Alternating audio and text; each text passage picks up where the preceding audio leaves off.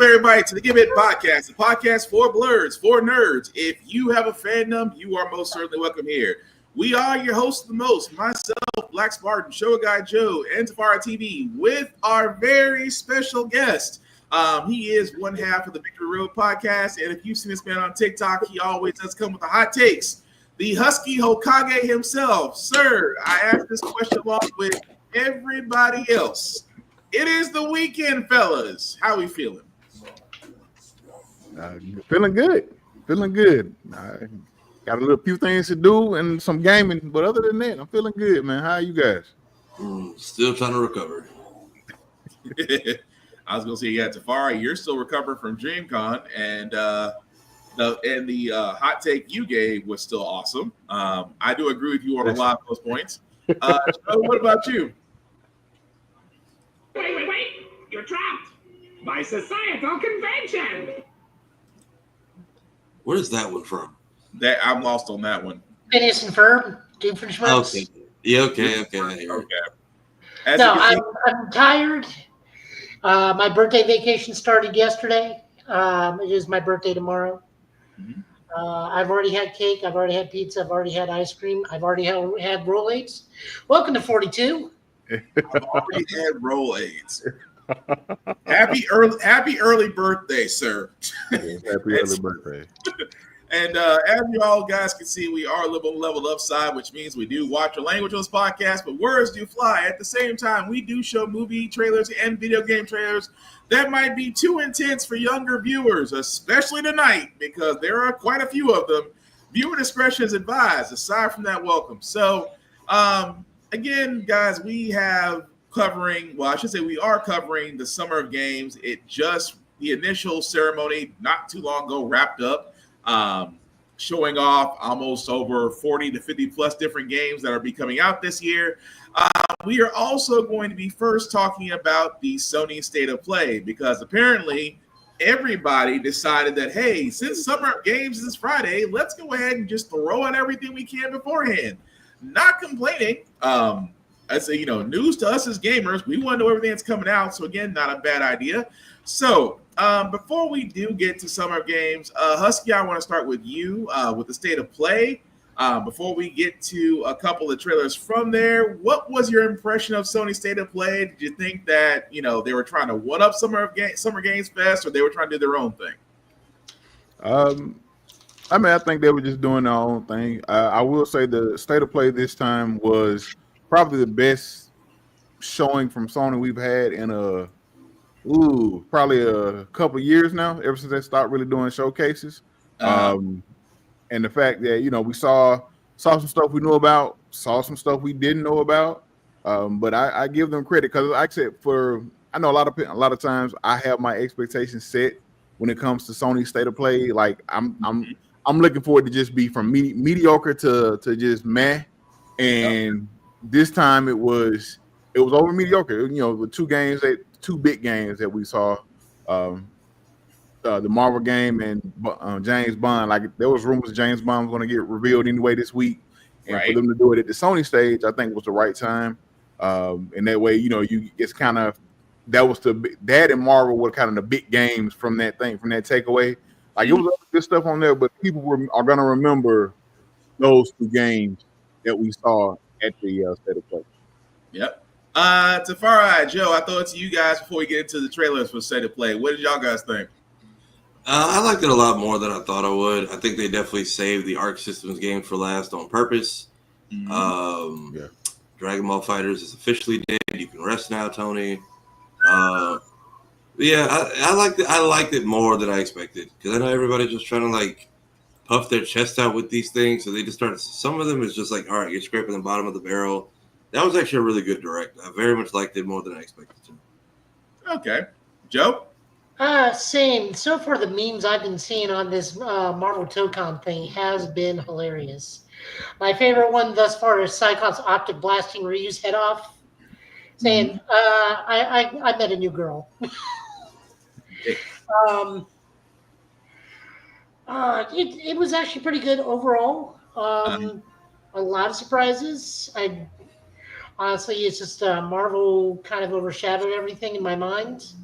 Mostly because I started looking at Spider-Man a little bit closely, and he's wearing Japanese Spider-Man's bracelet. The yeah. little gauntlet thing. Yeah. I wonder if this level 3 is going to have him called Leopardon. Okay. That'd be cool. The the Silent Hill game really also gave me Fatal Frame vibes. I'm wondering if that's why it's called Silent Hill F, is for the Fatal Frame connection, because it's mostly just because it's two Japanese schoolgirls running around trying to evade demons and whatnot. But you call a spade a spade. That's what it's to me. We also, if we get time, we do need to talk about Doctor Who after all these trailers, because that's some BS.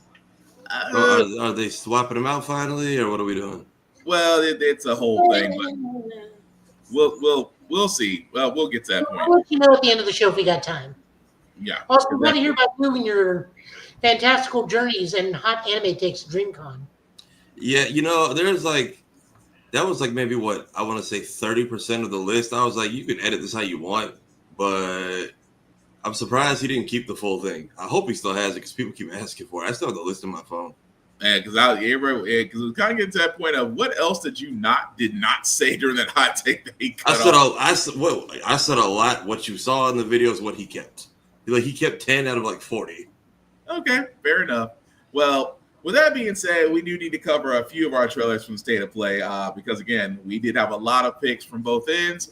I'm going to start with Luminous Arise because it was the first trailer that did come from the State of Play, and I think it was something that nobody expected. But I would say this. It is interesting, but does anybody want to give their opinions on it before we play the trailer? I'll wait for it to go. All right, Husky, Joe? It looked interesting. I was coming from a guy that when my first game Tetris. It piqued my interest and caught my eye when it came up, and then I heard beats. Yeah. Okay, Joe. We got the double back. Oh yeah. Hang on, I completely forgot. Whenever this happens, I have to make sure the screen is gone first because StreamYard can't solve their audio problem. All right, try it again, Joe. Streamlabs, yeah, I'm gonna leave that one alone. I'm gonna leave Streamlabs alone because that was a dark place. Anyway, go ahead, Joe, before we play this trailer. That was Twitter. Is it doing it now regular? Yes. It's still doubled on your end? Yeah. We're in a hole, folks. Don't worry, we're in a hole. We are always in a technical hole. Let's see. Okay. Because I'm trying to see now. Try it again. Marietta, Nottingham. Okay. All right, you good? Yep. We're good. It's not quite Tetris, but still looks entertaining. Yeah, I will say that.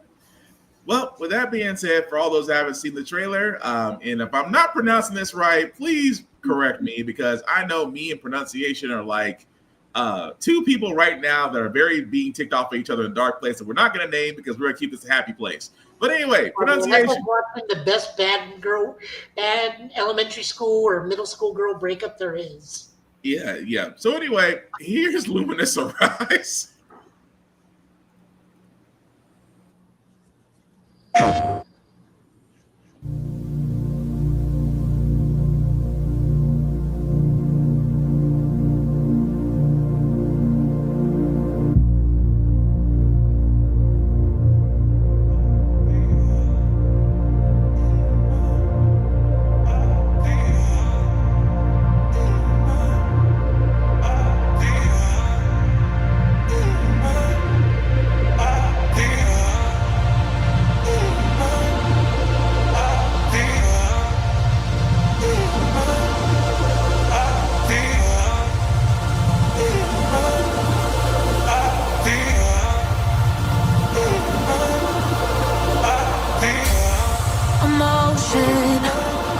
Running through our veins, heartbeat.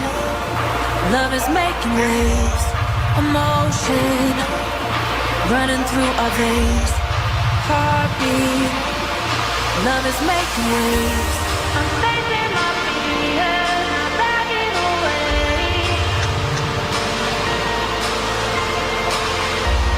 I'm facing my fears, not backing away.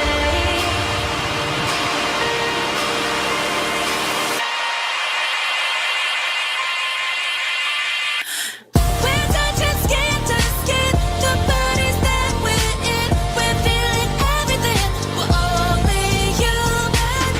No superheroes can save us all in the end. We'll break away with it. We're only human.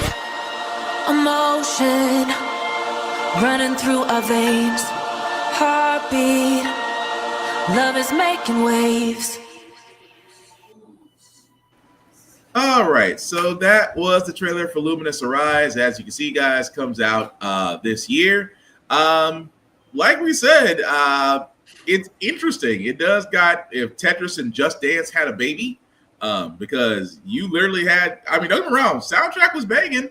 At the same time, I couldn't tell if it was Tetris going across there or is it like. And this might be showing my age. You guys remember IQ from PlayStation? Yeah. Yeah, it reminded me of that. Like, I couldn't tell if it's just straight up Tetris going across or if it's IQ. But I'm willing to give it a shot, though, just because it's different and we asked for different. And honestly, I can't find nothing wrong with that. But what do y'all guys think? I mean, it's interesting. I'm curious if it gets any brighter because I mean, there's what is it? We do have our friend Caleb and his game Panic Gem Odyssey, and that's its own twist on kind of those old school Tetris and Bejeweled type games. So, and a lot of people were playing at DreamCon last week, especially because the commercial was running all over the building. But I'm curious to see what is unique about this one. Yeah, that part. I mean, I can just tell maybe just for the presentation side, it makes sense.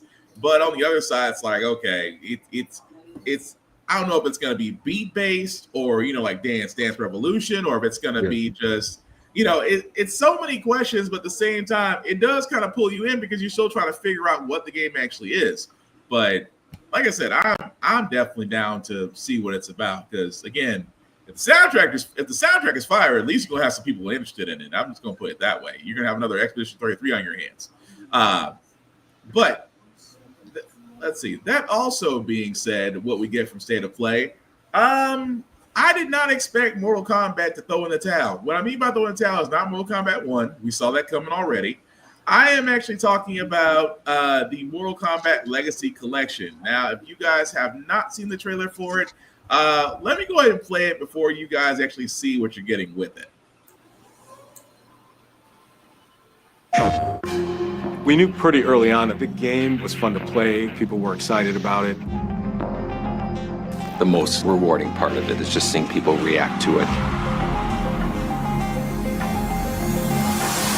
We knew that we were onto something. It was such a shock to see this game. I was like, I can't believe this game exists.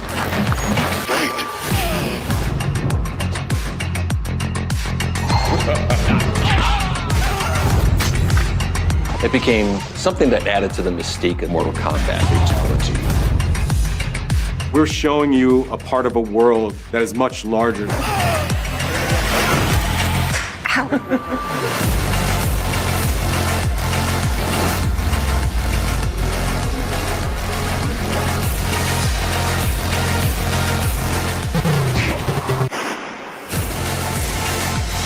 There was no template to make the games. It's a bit of the Wild West. Every part of that game is an expression of who we were and what we wanted to do. Flawless victory.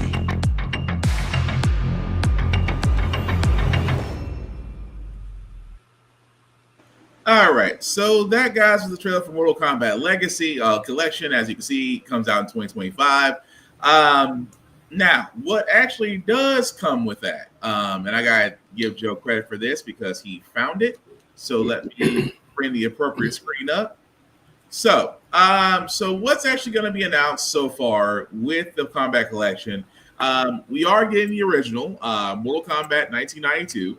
You will get the arcade, Super NES version, Genesis, Game Boy, and Game Gear versions. Mortal Kombat 2, also the arcade, Super NES, Genesis, Game Boy, and 32X versions. Mortal Kombat 3, the arcade, the Super NES, and Genesis versions. Ultimate Mortal Kombat 3, you will get the arcade, Super NES versions. Mortal Kombat 4, you will get the arcade version. Mortal Kombat Advance, you will get the Game Boy Advance version, obviously. Deadly Alliance, you'll get the Game Boy Advance version. And Tournament Edition, you will get the Game Boy Advance Edition. And that's what we know so far. The beauty part about this is I love that they said it was rollback netcode. That lets me know that, again, for all those that don't know, rollback netcode actually allows these games to be played on modern systems. At the same time, it allows them online play with almost next to nothing in issues. And trust me, with these older games, you would think that these older games would not have these issues on modern systems. They actually quite do. But with rollback netcode, again, if you played any of the more modern Battletoads, Teenage Mutant Ninja Turtle games, if you played the Scott Pilgrim versus the World, if you played, I know I'm missing quite a few more. Mighty Morphin Power Rangers, Rita Repulsa's Rita's Rewind. Any of those all had netback code, which means that they were able to play flawlessly online and crossplay. So again, I'm not mad about this, but I'm gonna throw this to y'all. Is Mortal Kombat Legacy Collection their apology for Mortal Kombat 1? I think it's very here, man, damn, since y'all want to complain and we have the free server space, why not go ahead and just run a couple ports? Mortal Kombat 3 is on there like, what, 3 or 4 different times? Yeah. So I didn't even know people played these competitively. That or everyone sees what Capcom is doing and is like, well, we can load our old shit up too. Well, it's crazy because they're giving different versions. Because I know for Mortal Kombat, I was more the Sega person for Mortal Kombat than I was Super NES because Sega's blood code was Sega had the blood code, which is the reason why a lot of us played Sega more Super NES. Wasn't a fan of it being on Game Boy. I can understand the appeal of it, but playing it on Game Boy wasn't the same as playing it on Sega. And again, Ultimate Mortal Kombat 3 was great. It did have I think that's where they introduced the rush option on Ultimate, if I'm right. Either it was 3 or it was Ultimate, one of the two, where the rush option got introduced. But I'm just saying, I'm not against this collection. I think that Mortal Kombat, and then not throw Mortal Kombat 1 under the bus. Mortal Kombat 1 started off great. It did start off with a great direction. It's just that somewhere within Chaos Reigns and then the skins and combat and updates, it turned a lot of players away. So I mean, Mortal Kombat 1's identity was like half fantasy, half Enter the Dragon. Yeah. Where Liu Kang doesn't even really have a personality. He's just Bruce Lee fighting against some ninjas and a guy with 4 arms. There's not really that lot of the characters in the game had a personality, but it was like very, very basic. Yeah. And Mortal Kombat 2 gave Mortal Kombat its defining personality. And Fair. to answer your question, Ultimate Mortal Kombat 3, they had the rush combos. No, because everybody did Smoke, because Smoke had like the best rush combo. True. Almost unbeatable, really. I think his was almost unbeatable. It was just like long, and then you could do a reset because you can harpoon them on the way down. Yeah. Yeah. No, you're completely right. Yeah. But it's just like I said before, it's just one of those things where I looked at this, I'm like, I'm not against the Legacy Collection being there. I like the fact that, a lot, and let's be honest, a lot of people were not around for Mortal Kombat back in 95. I fully thought I imagined that Game Boy version. I didn't know that they actually. I feel like that game is not meant to go on any kind of handheld or mini console. Like the Switch tried, but like, did y'all put it in a Did y'all play it yourselves before that went on shelves like at all? Because what are you talking about? That was on my Pizza Hut, right next door to the Blockbuster when I lived in Oklahoma. Two things that let me leave it alone because I know most kids say what's Blockbuster. You're gonna feel real old if you don't already feel old already. You trying to explain Blockbuster to kids. What do you expect? What do you think? Did they say there wasn't a price listed for it yet? Was it? No, sir. No. As of right now, there is not a price for Legacy Collection. I can only assume it's either going to be depending on a certain person and how they feel about how they want to price video games. You could be looking at $60 or $70. If that game is more than, just being honest, if it's more than, I'm pushing it with this $40.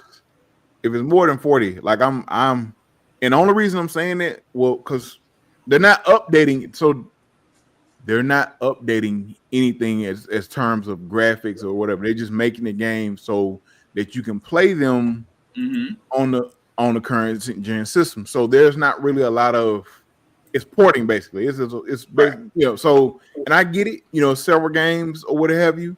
40, maybe $50, depending on, because I saw the 3 question marks, so I'm assuming that could be, that could be some extra stuff coming, some surprise stuff, trilogy or whatever. But like that's, it all depends on the price. At least for me, it really depends on what the price is going to be, because $60 or $70, man. I know. For games, for almost 23-year-old games. Yeah. I'm sorry, Joe. Go ahead. Sorry. It's going to depend what those question marks are. Now, we do see that they are also doing artwork. I believe they were interviewing Terry Hoskins in one thing, and I think that may have been one of the interviews from one of the movies. That means we're doing behind-the-scene footage from the movies. Okay. Probably. We can also have Combat Cart could be on this thing for all we know. Mm-hmm. It's possible. I mean, like I said, again, I'm not sure if it justifies a $60 price tag, but like I said, these are 20 plus year old games that they're trying to make available. They're trying to make available, but I'm sorry. Go ahead, Husky. I'm going to be a bit more lenient to 50 to 60, but that's only dependent on what the question marks are. And see, I'll say 40 for base and maybe 50 depending on what the what like the question marks are with the special. Because I was trying to look at the price of the Cowabunga collection. Yeah, and that dropped because I have the Cowabunga collection, but I didn't buy it when it first dropped. But I think when it first came out, it was about $40 or $50, and you got 13 games, including the arcade game, stuff like that. So for me, I would like to say it all depends on what their price is. But once it's gonna really depend on that price range. And what you're right. Yeah, Cowabunga was if you wanted the base game with nothing special, it was $40 up front, and that was, I mean, trophy system was a little wacky, but cheap and easiest platinum I could ever get. Yeah, that one was good. I don't know what's up with these other ports. Asper Media, I need y'all to stop touching Star Wars because at $90, I get it. It's technically $10 a game, but $90 for that entire collection is wild. For what collection? It's hold on, let me see if I can find it. It's basically the company that's handling all the ports. So it's Battle. Battlefront 1 and 2, Jedi Knight, Jedi Outcast. Yeah. Was it .mu is the one handling the netcode, right? No, .eu is the one who's been doing all the side-scrolling games. They're great. It's the Star Wars Grand Collection by Asper Media. So you get...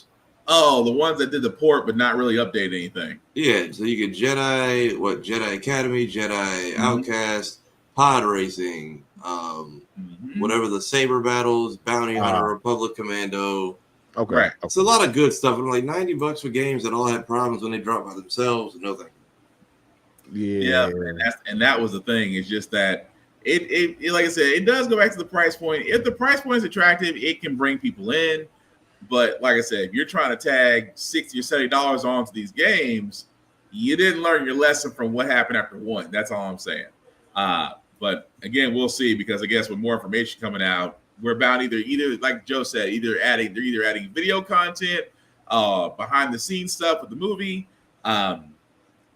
It's a toss up. Like I said, if Midway or NetherRealm was smart about this, you would come in at a low price point. You would think. Otherwise you'll wind up like a Switch 2 in most stores right now, still sitting on the shelf. But I know that was terrible, but that's true. A lot of Switch 2s are still sitting on the shelf outside of our podcast. They made it seem like it was going to sell out and there was limited consoles, and I'm sure Nintendo's punching air because it's like the one time we made extras. Meanwhile, you was like finding a damn Dragon Ball when you wanted to get the SNES and the NES Classic. Mm-hmm. And I it just your point on that. I think they turned a lot of people. Well, just how the presentation of it turned a lot of people. Although granted, a lot of people still went and got it. You know, I know a lot of those people are happy with it. My cousin, he was reviewing it yesterday. He was like, "Hey, it's great. You know, if you got the money for it, go ahead and get it, just in case it goes up later on. But if you don't have the money, don't worry about it. You can wait for more games to come out. You'll be fine." You know, and that my point about that exactly. It's just the whole thing. It just if your system, if you're not without a Switch, okay, I can understand you go and you'll get one. If you got the original Switch, it's like a friend of mine said. If you can wait to hold off, just wait to hold off. There's not a big difference between this Switch. Yes, the Joy-Con. I like the Joy-Con designs. I like the fact that they have improved on them. You've improved the anti-drift stick issue. Cool, but you don't need to shell out $500 if your main one's still working. So I get it. And y'all couldn't put the thing like an inch deeper into the box because apparently if you staple the receipt hard enough, that's just your screen's entire ass. Correct. The game I saw that earlier. There were GameStop were messing up people on Switches because of that. All I can sit there and say is Shurion is doing this. You got to come to us because Shurion is getting all the insurances. So every we break fix is looking at them like, you got to come to us because we're the only ones that can fix it. And you are stop out. We're doing their buyer protection plan. Right, that part. But like we said, we do when it comes back to the Switch. Hey, wait on it. But with the Mortal Kombat Legacy Collection, we will see what they do because I'm curious about that price point itself. But Sea of Remnants, Tafara pointed this out, and again, I'm saying this because I don't want to down the game because this does have a Sea of Thieves-esque view to it, but Sea of Thieves is actually fun. So if you actually play Sea of Thieves or want to play it, give it a shot. If you haven't seen the trailer for Sea of Remnants, here it is.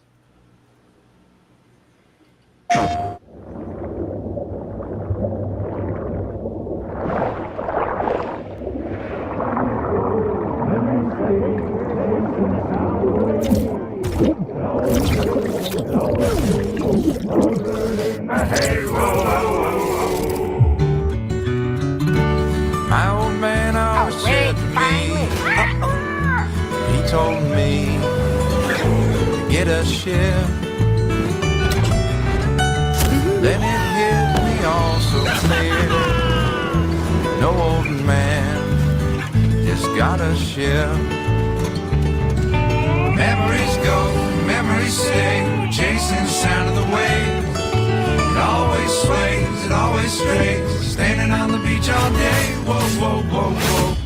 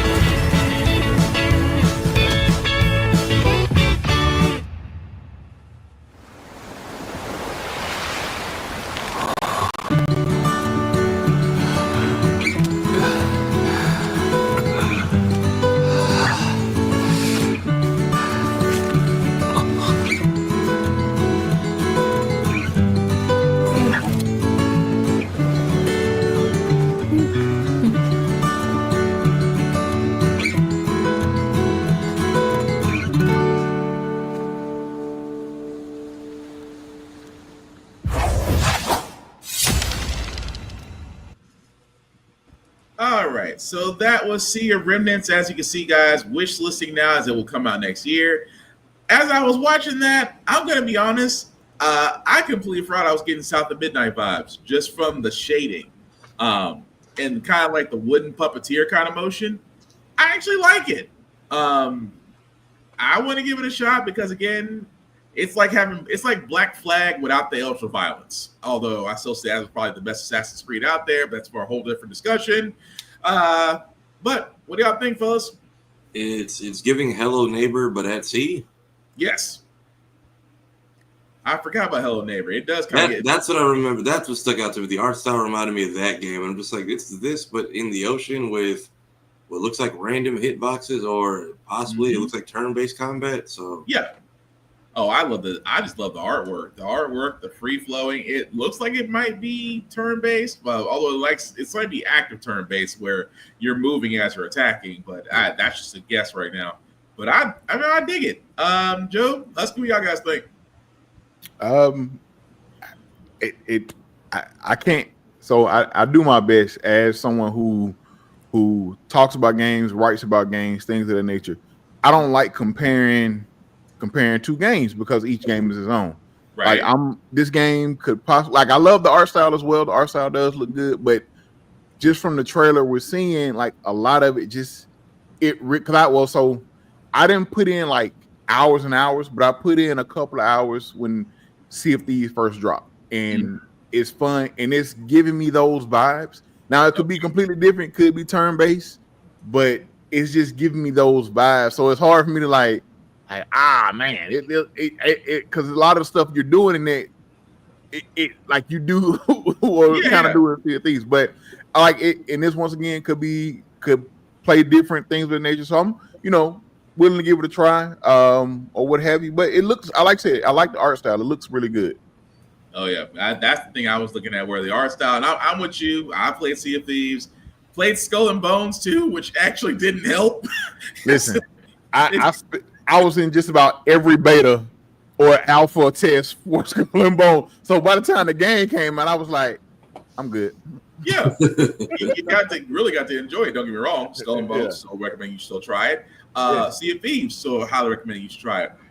Sword of the Sea, not Sword of the Sea. Sea of Remnants, just like I said, it might be great.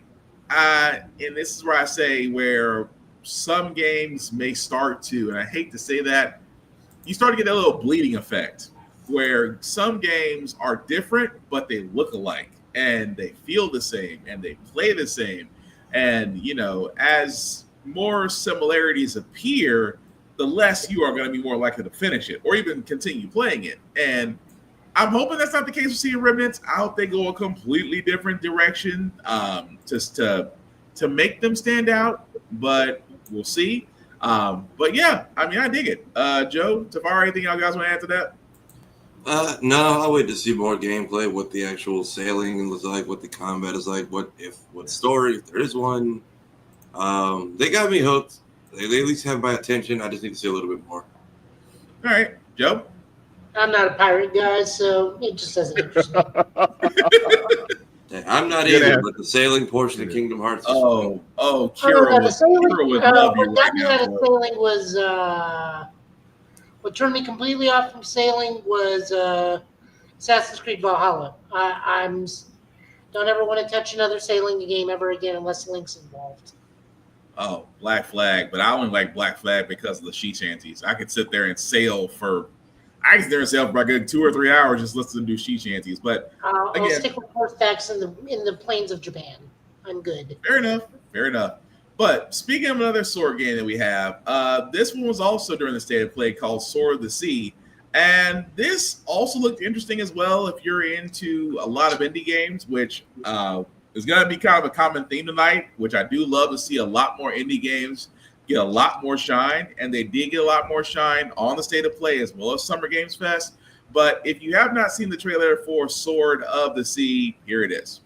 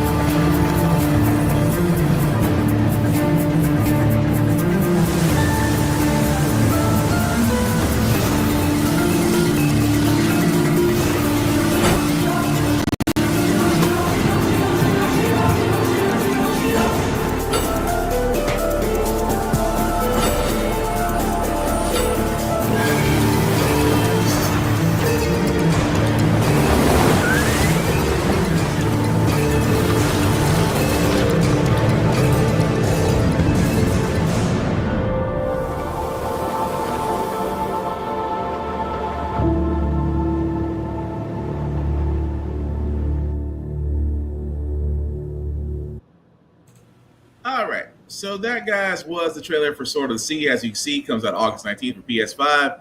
All I'm going to say is somebody is a Tony Hawk fan, and I'm not complaining because there were a couple of tricks in there I remember from Pro Skater that man was doing with very little ease. But there's really nothing more to say about that. It's very, I mean, graphics are there. It's beautifully drawn. I'm not gonna lie. I'm intrigued to want to play this to see exactly what it's about. But what do y'all guys think? Okay, so I thought it looked like Journey. I didn't realize it was made by the same people. Yep. I'm not saying full on reused assets, but I always thought I'm like, this is Journey 2, but on Sonic Riders hoverboard. So I wouldn't be surprised if it's like also that whole, it's more about just the side scrolling and the fun, do it with a friend or your kid or not. Yep. Yeah, that very much looks like I'm raging at something else. I need to go cool out type of game. And I have Journey in my library, so maybe I'll finally play that when this gets closer to release. But that was it for me. It caught my attention because it reminded me of that. But now that I know it's about the same devs, that checks out. Yeah, I mean, it did look pretty cool. But I actually loved Journey. Journey was a shocker for me because I'm not gonna lie. The first time I saw it, I didn't want to play it. I was like, this feels like it's an indie experiment game. It feels like No Man's Sky. No offense to No Man's Sky, people. Before y'all come at me and say I need to enjoy the game, it just wasn't for me. It wasn't bad. There's just different strokes for different folks. But I kind of felt that way toward Journey until I started playing it, and I realized there is a story behind it, and that made me enjoy it all the more. So again, not knocking No Man's Sky, just like I said, just like Mass Effect Andromeda, I prefer 1 through 3. Some people prefer Andromeda. It's okay. you can have a difference, and it's be fine. We can all still be friends. But what did y'all guys? But Husky, Joe, what did y'all guys think of Sword of the Sky? Sorry, Sword of the Sea. Oh, it looks. I remember seeing it. I think I remember seeing it somewhere before. I think we saw it somewhere before. But I'm interested in, and I think it's dropping on PlayStation Plus. Yeah. So I'll check it out, man. It's the especially if just from the music, it was like Tafari mentioned, like it sounds like you can put it on and kind of chill and surf around and things of that nature. If the soundtrack kind of goes well with it, it'll be a nice chill game to play where you just kind of jump in and, especially if it's easy to jump in and out, where you can jump in, do a little surf, go through a board or a level, going around, and then you can kind of jump out, come back, so it looks interesting. I'll definitely be giving it a try, especially since it'll be on PlayStation Plus. Yeah, I would definitely. I mean, yeah, PS. If there's one thing I'll say before we get to the next thing, PlayStation Plus, you guys are doing better. Y'all got a ways to go compared to Xbox and Game Pass right now because Game Pass is, until they realize they jack up the prices again, they've let a lot of games like Doom: The Dark Ages. They've let South of Midnight. They've let there's another game I'm forgetting, another major game that just got released that they're letting to go on Game Pass as well. Expedition 33. Thank you. Expedition 33. That's the sad part is I played it. The sad part is I played it. I should remember it. But yeah, a lot of those games, and also shout out to Sandfall Interactive. $33 million in sales for Expedition 33. Again, if you haven't played it, highly recommend that you do. But yeah. With that being said, like I said, indie games, I am loving the fact that we are seeing more and more of them appear, and they're not just being pushed toward an obscure event, or they're not being pushed toward just a random pop-up dev blog or anything like that. I am liking the fact that they are front and center. That being said, however, 007 First Light. What about my thoughts? All I can sit there and say is for 007 First Light, I got to do a time check because, correct me if I'm wrong, guys, was the last James Bond game Nightfire or was it GoldenEye? Will. Yeah. My thoughts? Go ahead. I'm sorry. Go ahead. I was going to say, Sword of the Sea kind of looks like the Smooth Jazz cousin of Star Overdrive that came out earlier this year. Smooth Jazz cousin. That's a good one. I mean, that's a good comparison. I'll give you that. Because, I mean, Star Overdrive is almost the same thing, except there is combat, but it's more skater punk thing, and this is just like smooth jazz while doing tricks on the dunes of Tatooine. Fair. Oh, Probably over that bantha. And then there's 2 suns and no women and no winters. So you got to find something to do out there. right. But apparently that board is something else. But no, sorry about that, Joe. I thought you did give your opinion. I apologize. I didn't mean to skip you go first. He's the guest. Yeah, my bad. Yeah, I think Quantum of Solace. I think on the 360, which I think was more of a movie tie-in James Bond game. I haven't touched any of them since PS2. I think I still have a copy of Nightfire over here in plastic from the retro shop. I got it like a year. I remember Nightfire, and it's kind of sad that Quantum of Solace the game was better than Quantum of Solace the movie. And I feel like I remember hearing that. Because I just want to make sure, because I was like, I remember The World Is Not Enough. I remember Casino Royale. I remember that they thought about doing Skyfall. Skyfall didn't happen. They thought about doing a Lego James Bond. That didn't happen. So the only one I can think of that actually, it might have been Quantum of Solace.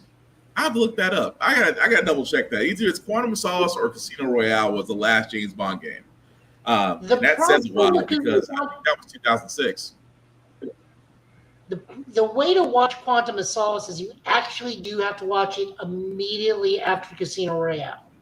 Yeah. Because it's almost like this is what he does, like literally 10 minutes later, Quantum of Solace happens. Yeah. That's a different tie into. But the reason why I'm bringing that up, guys, is because this was also announced at the State of Play 007 First Light, which, again, just to give some backstory, this is basically Bond's first mission, I guess you can call it. But either way, if you haven't seen the trailer, I'm going to go ahead and play that first. It'll explain it a whole lot better than me right now. Oh, okay.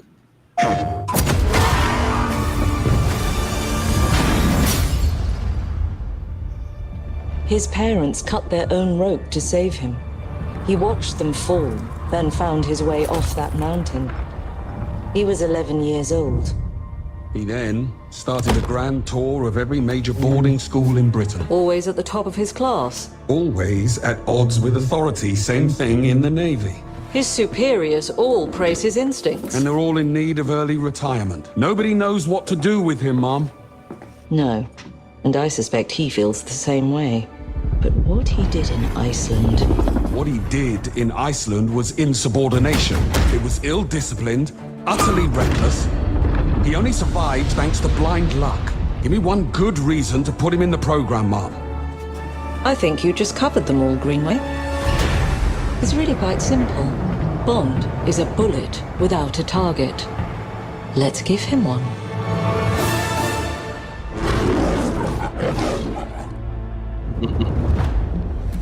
Do you have an appointment? The name's Bond. James Bond. He's with me. And you are? Don't think we've had the pleasure. Now let's not get ahead of ourselves, James.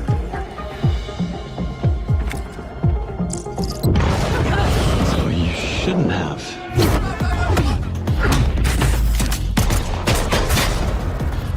We're facing a situation of the utmost delicacy.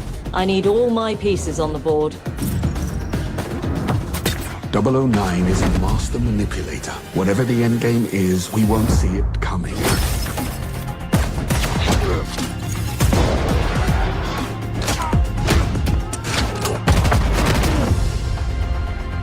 Jet lag. Gets me every time. She's not your friend, Bond. She's an asset. With respect, Mom. To hell with that.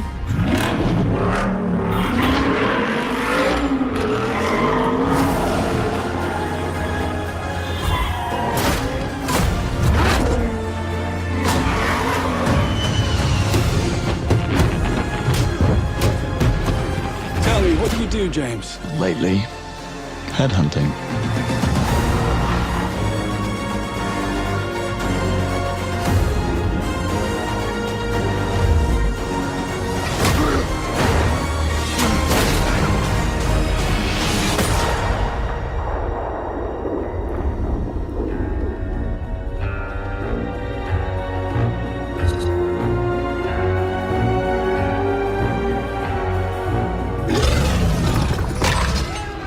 suppose this is another teachable moment.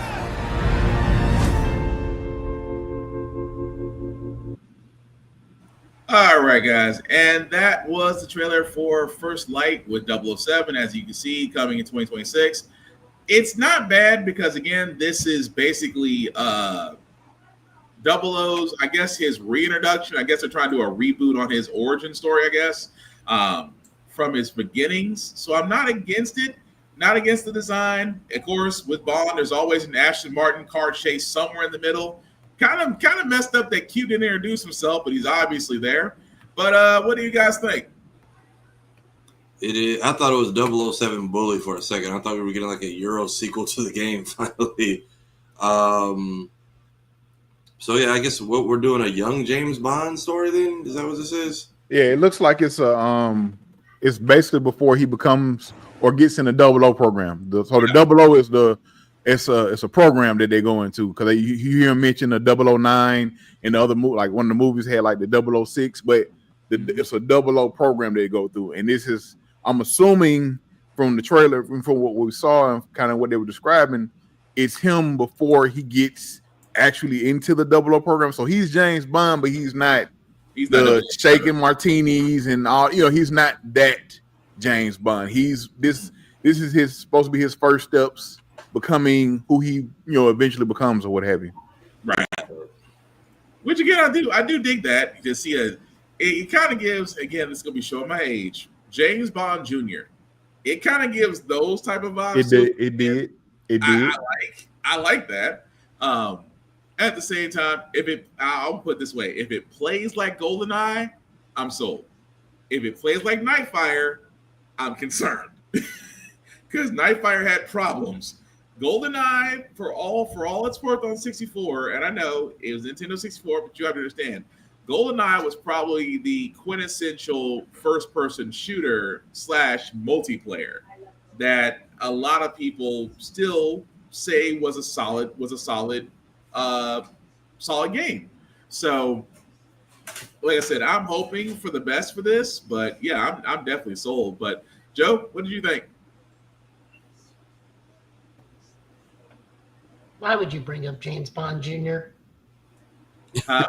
It wasn't bad. James Bond Jr. Come back to watch it? Yes, it wasn't that bad. It wasn't like Silverhawk's Hot Wings bad. No, it's right there. The low bar you're hitting is Big Bad Beetleborg's bad. Oh, there's nothing lower than that. Well, Mystic Knights. Big Bad Beetleborgs. Listen, Mystic Knights of Tyranno was good. Compared to Big Bad Beetleborgs. Okay, so you look at it's Mystic Knights of Tyranno, Big Bad Beetleborgs, and Beverly Tattooed Teenagers from Beverly Hills. Listen. All of the accursed shows. Listen, all the Power Ranger ripoffs. You even VR Troopers. Like VR Troopers actually had some. I give VR Troopers that, but it wasn't bad. VR Troopers wasn't bad. In terms of Power Rangers ripoffs, it goes from worst to bad. From worst to watchable, it goes Tattooed Teenage Alien Fighters from Beverly Hills, which for some reason keeps coming up on this show. It makes its way back here every other time we talk about terrible shows. Big Bad Beetleborgs. Mixes Knights of Tyranno. Yeah. Oh, no, wait. I'm missing one. Saban's Masked Rider. Then Mystic Knights of Tyranno. Then Superhuman Samurai Cyber Squad. I was gonna say this. What about okay. I was gonna Superhuman Samurai Cyber Squad. What about Husky. Me and Tafara do an Ultraman show every time there's an Ultraman series. So we are. Los Luchadores, but that's a whole other show. That's different. Los Luchadores during the Fox shows. Way back. Kid Turbo and what's his face. It was a sad part because Ultimate Muscle followed them, and you wanted to watch Ultimate Muscle, but you had to get past that show. Now, nothing ever is going to be for worst show ever. Vampires. Oh God, Vampires, where the CGI, the early stages of CGI, and that was good and terrible. When it makes reboot look good, then you got a problem. Ooh, oh, that was good and terrible. We had, you know what? One podcast, we just got to just research worst television superhero shows and finally get a ranking on that. But I think Tattoo Teenage Empire from Beverly Hills will know it'll be top. That one is just who in the world in USA gave the green light to that one? I'll never know. But that's a 007 It looks fine. I guess this takes place right before Casino Royale, because Casino Royale is literally his first mission as a 00. Right. If we go by the Daniel Craig story, yeah. If we go by that, like I said, I'm not against it. This is before he actually gets 007 status, so this is going to be a lot of mistakes, a lot of quips, and that doesn't make any sense though, because Skyfall is where we learned that James Bond is just a given name they give to agents at some point. Right, but that's far down the line though. So they asked a question. Well, I was looking at something earlier. They were talking about the game, and during these summer game fests, if you like, they brought up the game and they showed the game. They also showed Hitman. Yeah, and Mads Mikkelsen, who plays I can't think of his name in Casino Royale. He's mentioned he's in the game or what have you, and he's like a more like vicious version than he was in the show. So I'm assuming, like, if this is a brand new James Bond, like I don't like it. It's from Skyfall. You know, it's kind of like it's a moniker or a mantle, just like. You know, some certain superheroes, things of that nature. So it's a mantle that they wear, and they give that to that person. So that's why it's confusing. Like, is this like actual James Bond, or is this a new James Bond we're getting from the beginning? I would think it's a new James Bond, because I think you want to get away from, and don't get me wrong, I love Casino Royale. Quantum of Solace made me cringe a little bit because you kind of dropped the ball on that. Skyfall was great, and then his last one, Spectre wasn't bad. Skyfall was good. Spectre wasn't bad. Craig's last Bond movie, I forgot what it's called. No Time Left to Die. I think that's what it's called. That was actually good. But like I said, you want to get away from the movies. If you're going to establish a video game universe with James Bond, it makes sense to go ahead and start with a James Bond character that's got nothing to do with the previous movies. And you can give him his own story. And you can give him his own bad guys. Because don't get me wrong, Mads Mikkelsen plays a great bad guy. I still think that, they should have gave Hannibal more seasons, because I think he killed it in Hannibal. And Lashif, loved him in Casino Royale for that. Loved him in Polar, if you ever get to see it in Netflix, by the way. That's a good movie. But yeah, the fact that he's reviving himself, and I know we're getting a little ahead of ourselves on Summer Game Fest, but yes, he's basically going to be in the Hitman collaboration for First Light. So as the Hitman, as Agent 47, you have to take out Lashif. And Lashif is supposed to be more sinister. He's supposed to be more violent. He's supposed to be more calculating. And he's voiced by the original actor from the movie. So that's just all an added bonus. But yeah, I'm looking forward to First Light. I want to see what they do with it. I want to see the storylines from it, I would think, because, certain companies, they have a certain studio behind them that's known for great story writing. I'm hoping they do not drop the ball on this. But again, that remains to be determined. But a couple more trailers from State of Play before we get to Summer Games Fest. Joe did hit on this one earlier, Silent Hill F, because it did give me Fatal Frame vibes. But I will say this before we play the trailer: it is Silent Hill, which means it's very graphic, very gory. So again, viewer discretion is advised.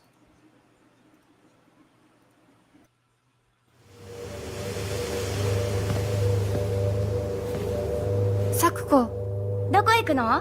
こっち通るの珍しいね。今は誰かと喋りたくて。私も後から行くね。うん。じゃあね。裏切り者。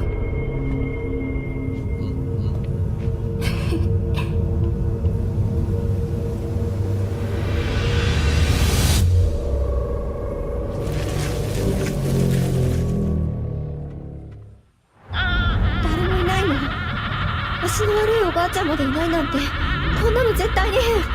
俺もいないし気味の悪い怪物がうろつき回ってるし。いやキラコ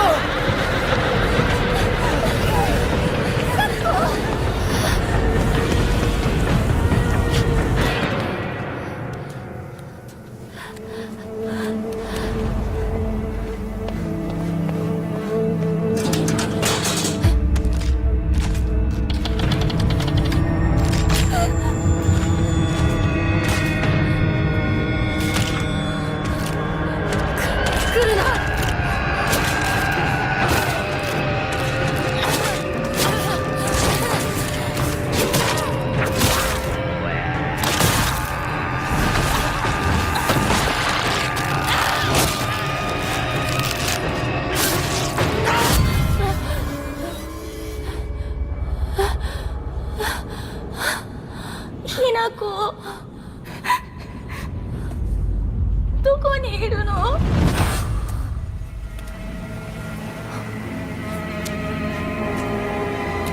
きなこはいいよね。何でも持ってる。そんなあんたがいなくなってくれるんだからせいせいする。一人は嫌だよ。寂しいよ。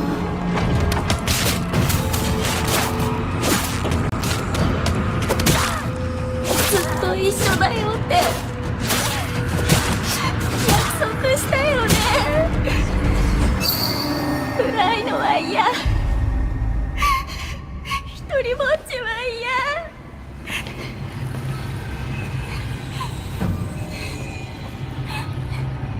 錯誤。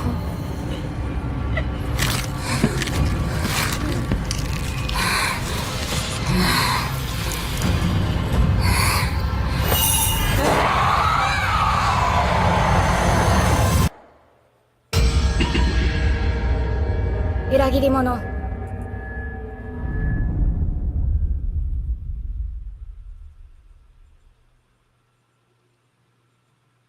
All right, so that, guys, was the trailer for Silent Hill F. As you can see, comes out this year, September 25th. You can pre-order now, as it will be available on PS5. So the first time I saw this, I was like, no, I am not playing this in the dark. I will not play this without the lights on. I will not play this at night. Call me a punk if you want to, but I'm sorry. That is Silent Hill is exactly what's supposed to be. It's survival horror. It is supposed to have an interesting story. It looks like there's a story behind this town, behind this young woman. But the horror element is definitely there, especially with the mannequins that are just moving intricately and at the same time very menacingly. Whoever is the sound person for this game, you nailed it. I'm just gonna be honest about that. But I'm not gonna lie, I will look forward to playing this during the day. But what do y'all guys think?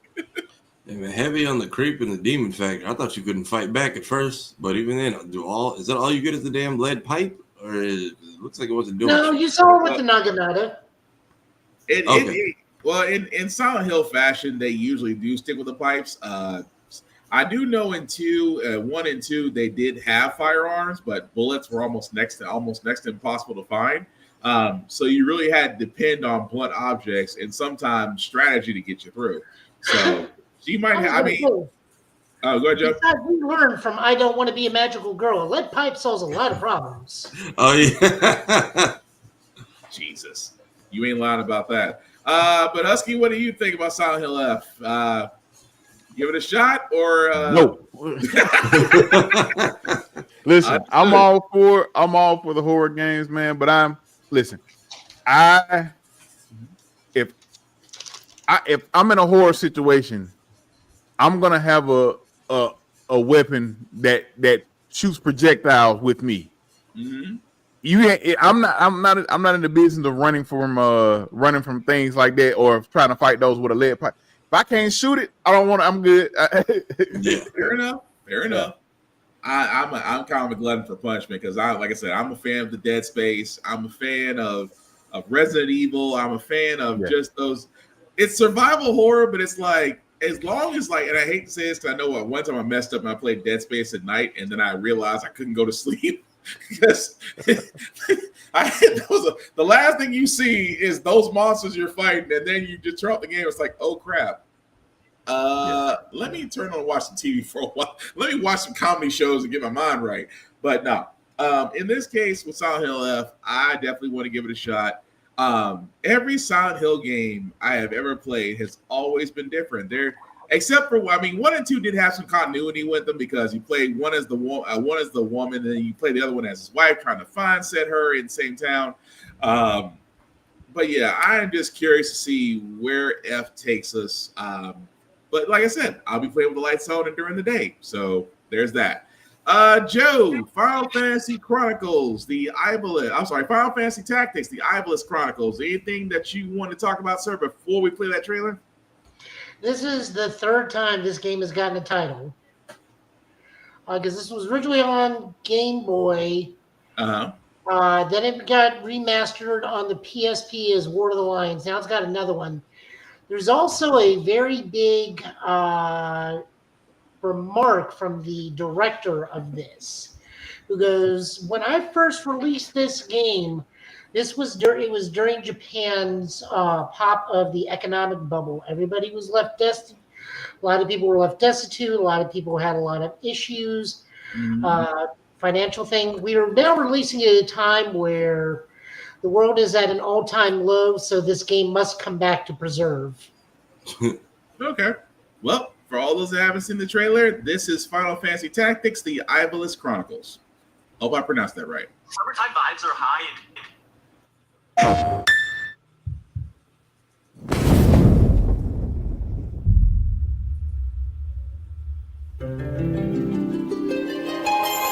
Oh, Father, abandon not your wayward children of Ivalice, but deliver us from our sins, that we might know salvation. If you feel wronged, blame yourself or the Father. Why do you fight? Why walk this path of subterfuge and conflict? The powerful must rule the weak. It is our duty. Heavens fall upon your crown! This vile charade has gone on long enough. It ends now.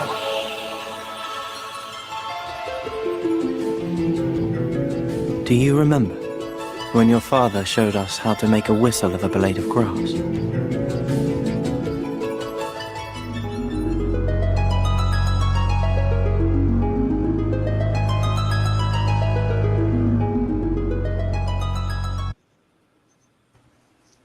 Okay, so that, guys, was Final Fantasy Tactics. The Iblis Chronicles will be available September 30th this year. I'm gonna be honest, fellas. I'm a Final Fantasy fan. I have never played Final Fantasy Tactics. I have went back and played the original all the way up to the current one, but I have never touched a tactics game. So this game is actually tied into Final Fantasy 12. Okay. This is the same realm. This is Ivalice. This is where, like, the judge. This game is where it introduced the judges. Gotcha. Okay. I'm gonna be honest. I would probably give it a shot because, like I said, I've never played a tactics version. I kind of need to give it a shot. I kind of ignored it just because I didn't think it was my cup of tea. But I never gave it a fair shake. So I probably will give this a shot when it does come out. Probably not September 30th, but probably a little bit after that. But what do you guys think? Y'all got it. It looks interesting. I've never actually played a Final Fantasy all the way through. So it like I said, it looks interesting. But I this was like my game of the week question about people just asking about the state of play, and I got so many people commenting about Final Fantasy Tactics being something they were like gonna get regardless. So I'm assuming it's really good or people really loves it. So, but for me, I don't know. I'm gonna put it like that. I don't know. It's not gonna be a day one or anything. If I do play it, maybe I may check it out over time, but it's not something I'm like clamoring for. Oh, fair enough. I mean, I'll probably give it a shot. Like I said, there's very few things I'll get on release day, but for me, it's like just because I just want to see how it is. Because, like I said, you don't want to miss out on an opportunity for a game just because at first glance you don't think it might not be for you, or you might not think it keeps your attention. But if situations change, you're just like, okay, let me sit down for a second and let me see if I like it or not. Go from there. But I do know one game. The last thing I'm going to talk about from the state of play, because I can honestly say, I can almost say with full confidence, everybody on this podcast right now wants to look forward to this, because we have to say farewell to Marvel vs. Capcom number 3. It's not happening. Ain't no way, no how, since this trailer came out.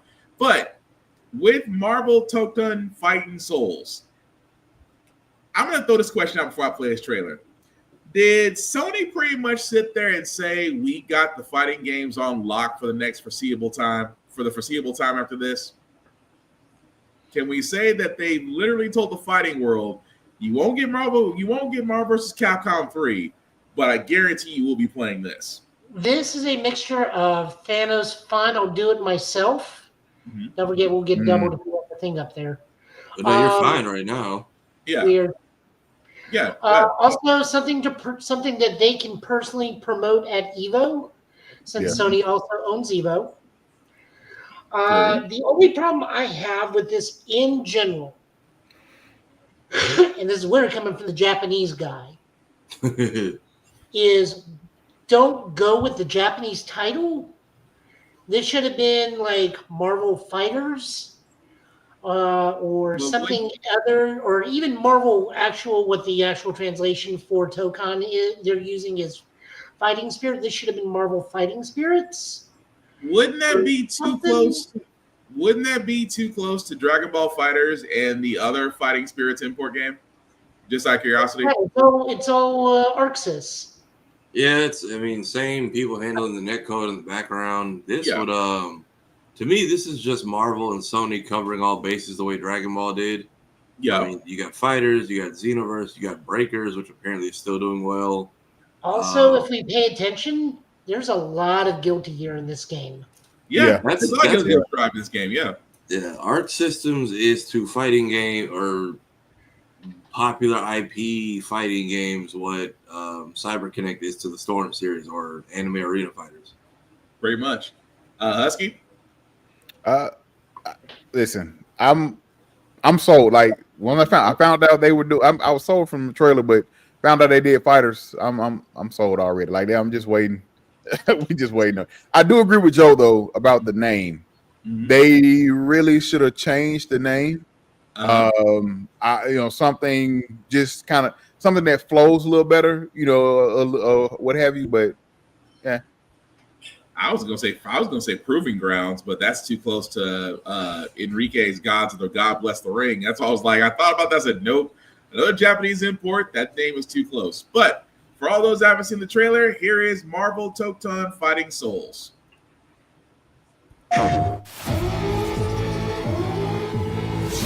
自由のために戦う。さあ、お手並み拝見といこう。君のことは親友だと思っているが、やるしかないようだな。ビブラニウムのシールドだけでは私のアーマーには勝てないぞ。よし、本気でやるぞ。つらい。くらえ。おかげろ。耐えてみせろ。任せてちょうだい。パンチ。私の名前の通り、マーベラス。親愛なるインディスパイダーマンだ。スパイリーセンス。今日もお見事大勝利。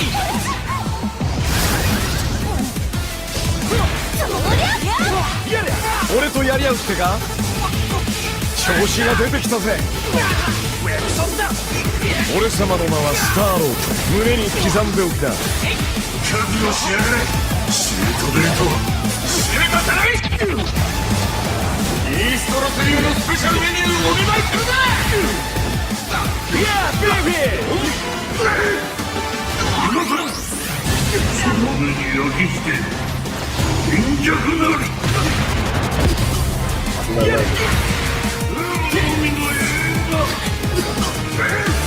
援護する。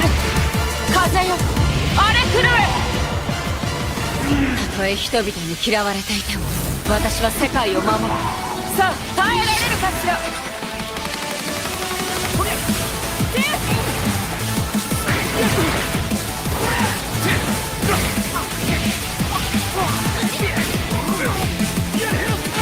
正義のためにこれが私の Damn, beat it back. こっちだよ全てをやっ尽くす抱かれなさいせやまたなベイベー我々のチームワークは絶対に破れないマーベル闘魂ファイティングソウルズ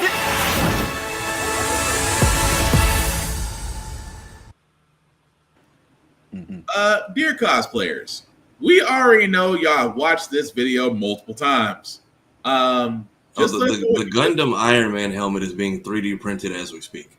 Someone's doing the stitching for that Captain America vest right now. Yeah, man, I can already tell off the bat. Yeah, that someone's already. I can already tell you off the bat. Somebody's already going to. Somebody's going to do like y'all talking about Gundam Iron Man, literally. Captain America, if he was in Ghost in the Shell. I still say the big one. I'm gonna be honest with you. I gotta get a picture of it. Hold on a second. Doom? No, Spider-Man. Somebody is going to have the cosplay outfit for Spider-Man. Doom is too easy, but let's be honest. That Spider-Man that they're showing, that's clean. I mean, I understand it's not the most clearest picture of this day, but y'all see what I'm getting at. But I'm like, I can maybe see somebody doing Star-Lord. I can see probably somebody doing Miss Marvel, but let's be honest, between Spider-Man, Captain America, Storm, because let's be honest, I've never seen a bad drawing of Storm anywhere. It's almost an unwritten rule that you never draw a bad picture of Storm. Storm looks so like she looks so to the T, like how you would picture a Storm would be. Like she looks damn near perfect. Excuse my language. Yeah. Like yeah, right. Yeah, this like, whole they went in with her animations and character design, and it's just a matter of who pulls it off first. I love her the skin color on her, man. Yeah, like, it fits. Yeah. Like I said before, I've never seen a bad drawing of Storm in anything. But I think it's safe to say, guys, that we are all in agreement when it comes to Fighting Souls. Yes, the name could use some work. I still think more characters are going to be added. I think we've seen like the base 8. Listen, I'm sorry. I'm agreeing with you because it's 4v4. Yeah. So I'm assuming, and I'm hoping I'm right, that this roster is going to be massive. Yeah. I mean, well, they're going to have to because we're not getting Capcom versus Marvel 3. We're not, because, and again, this is not to knock it or try to put a nail in the coffin. It's just the fact that Arc System Works, they have a history of just churning out great fighting games, and I want to see what they do with this one. It's a different Marvel versus Capcom under a different name, and that's fine. I want to see what they can do with this now that they got the ball. I want to see what they can run with it. But again, that's just me. But I think we all can say that, I don't think there's nobody in this group right now that is not wanting to look forward to playing it. But because like if Rivals, they've got variety now. So Rivals isn't your thing, or the whole strategy 5v5 or whatever. You at least you have something that's more true FGC heavy. Now, when it comes to the fighting tournaments, who gets bumped off so this can get put in? That's going to be the thing. But this looks amazing. Like I said, I can't rate. I'm pretty sure to be down the line, more on the roster size, at least a starting roster. Because I'm assuming, once again, it's 4v4. So hopefully 20 to 40 people, maybe starting wise. I love the fact they started with Robbie Reyes. Yeah. Some people, they didn't go with Johnny Blaze. Like I love Johnny Blaze, but I love seeing Robbie Reyes and stuff. As far as Ghost Rider, he doesn't get no shine anyway. He doesn't get a lot of shine. And I have the background because I have the background now. The fact that Doom just pulls out the gun and just I have that as my background on my computer right now because I'm a Doom guy. I love Doom. So we he got, was like, we got a friend of ours that you would love to meet. he's He's the same way. Yeah, Doom's one of my favorite villains, man. But yeah, this game looks amazing, and like I said, it's so, and with Marvel being Marvel, it is so many people you can pull in this game. You got Squirrel Girl, you got X-Men, you have a plethora. Like it's endless. And that's why I sit there and say your choices of players should be massive, and you have time. It doesn't have to be rushed. You don't have to shoot out. You don't have to push something out that's not half done, or something that's full of bugs or patches. You have really a lot of time between here and now. I think, like I said, 2026 still a ways off. Yep. I understand that. You know, a lot of things are waiting for in 2026. GTA 6 fans are still waiting for 2026, and then be disappointed when it gets pushed back to 2028. I was gonna say we got at least one more delay coming. Oh yeah, GTA fans got at least one more. That just, I mean, you guys ain't. It's 2027. They didn't even get gameplay. That you got a 5-minute trailer. You didn't even get gameplay. So that lets me know off the bat you got another year. But anything else that we want to add to Fighting Souls? Because I think that was Sony's way of saying, and again, this is just me, I think Fighting Souls was Sony's way of looking at Summer Games Fest and saying, beat that.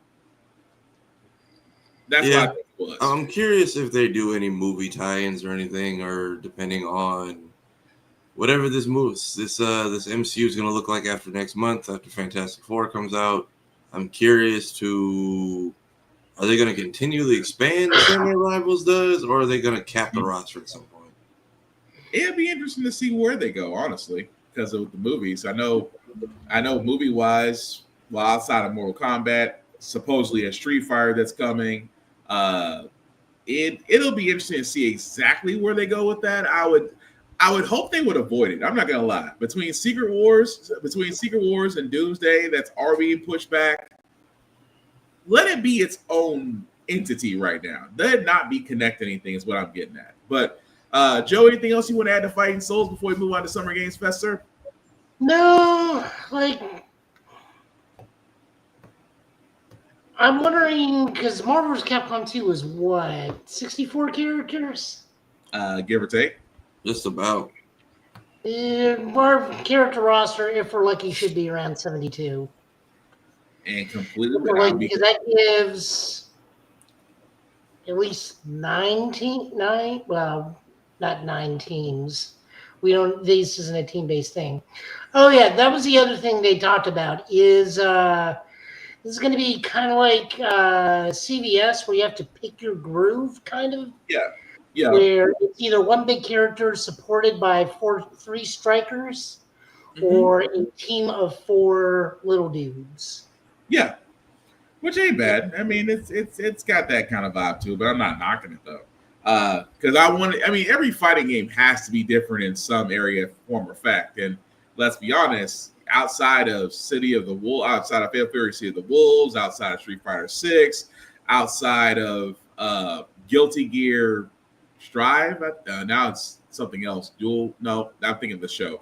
Guilty Gear Strive, outside of, like I said, multiple fighting games outside of Soul Calibur, because Soul Calibur after 6 said we don't need you, which I think is a great mistake, but that's a whole nother discussion. They just gotta be different. And again, there's nothing wrong with that. But yes, like I said, that's our picks for State of Play. Again, guys, we know there were a lot more games out there. Pragmata, Romeo's a Dead Man, Bloodstained, Ninja Gaiden, the new arcade joystick they showed off, that really, if you want to pay whatever God absorbent amount that you want for a joystick, be my freaking guest. They showed a little bit of Metal Gear Solid 3 Delta, which again they gave a release date, August 28th. Neo 3, which comes out in 2026, and of course Ghost of Yotai, which they didn't really show anything from there, which I think, again, I want to say we see enough from Ghost of Yotai. We really need to see more as we get close to the release date, but again, that's just me. But again, as we said before, solid state of play from Sony. Again, holding on to that Fighting Souls, the last card was pretty good. But Move around on the Summer Games Fest. This actually, again, we're covering the ceremony. We're covering the opening ceremony, of course, Day of the Devs, women's conference on games and other things, which will be coming out through the week. I know on Sunday, Xbox has a digital developer with the Outer Worlds and other games going on. So we're only going to be covering tonight what was actually shown during the 2-hour premiere. Now, we are not covering all 50 plus games. We did make our picks on these. Again, these are picks that we thought were great, that we're looking forward to. And I'm going to start with Mouse PI for Hire because, again, a game that honestly should have been out by now, but we've been waiting for a release date. I was going to say, this has been talked about for so long. What is happening? Yeah. It finally has a release date now because that was the thing about Mouse PI. At first it was just Mouse. Then it became Mouse PI for Hire. Then they pushed it back. But during Summer Games Fest, we actually got the trailer and we also got an announcement. We also got an announcement for a release date. There's something rotten at the heart of Mouseburg. Crooks beware! Detective Pepper's in the house. There are those who would bend the city to their will. Dumb wise guys and fake cheese wheels. And those who do anything to save it.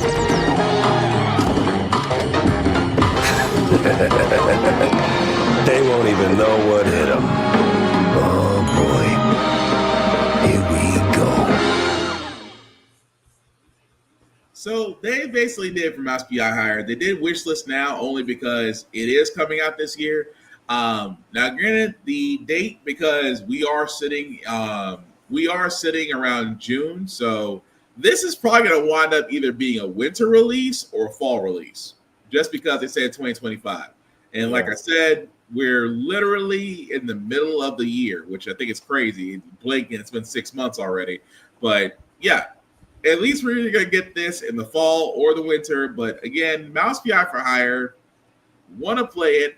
I love the black and white. I love the first person shooter. I love the fact it's like if Mickey Mouse just had a bad day. But that to me is why I like about it. But Husky, Tafara, what do you guys think? I'm ready to play it. I wanted somebody looked up the year that Mickey Mouse's copyright was up. It was like, let's get the cooking in the lab ASAP. Pretty much. So I know somebody at Disney is pissed or trying to file some legal loophole. I mean, if y'all want to go ahead and put like a fake Winnie the Pooh boss in there, you have the chance to do the funniest thing right now. And then is it Troy Baker doing the voice? Yeah, he's the character. He's the voice of the main character. Yeah. Yeah, this is going to be hilarious for all of no reason, and I'm here for every. I don't think it's going to be a long game, but I'm very much here for however this is about to play out. Okay. Husky? Yeah, I'm with Tafari. I am ready for this game. I've been excited since the first time we saw it. You're adding the details. I love the black and white. I love the art style of this. It looks like it's going to be fun, man. I'm all for them taking their time because this game could be a massive hit. And it doesn't have to be, I don't need a full detailed story. Like Tafari said, know who you are in this situation. Right. This game, make it fun, make it funny, and make it entertaining.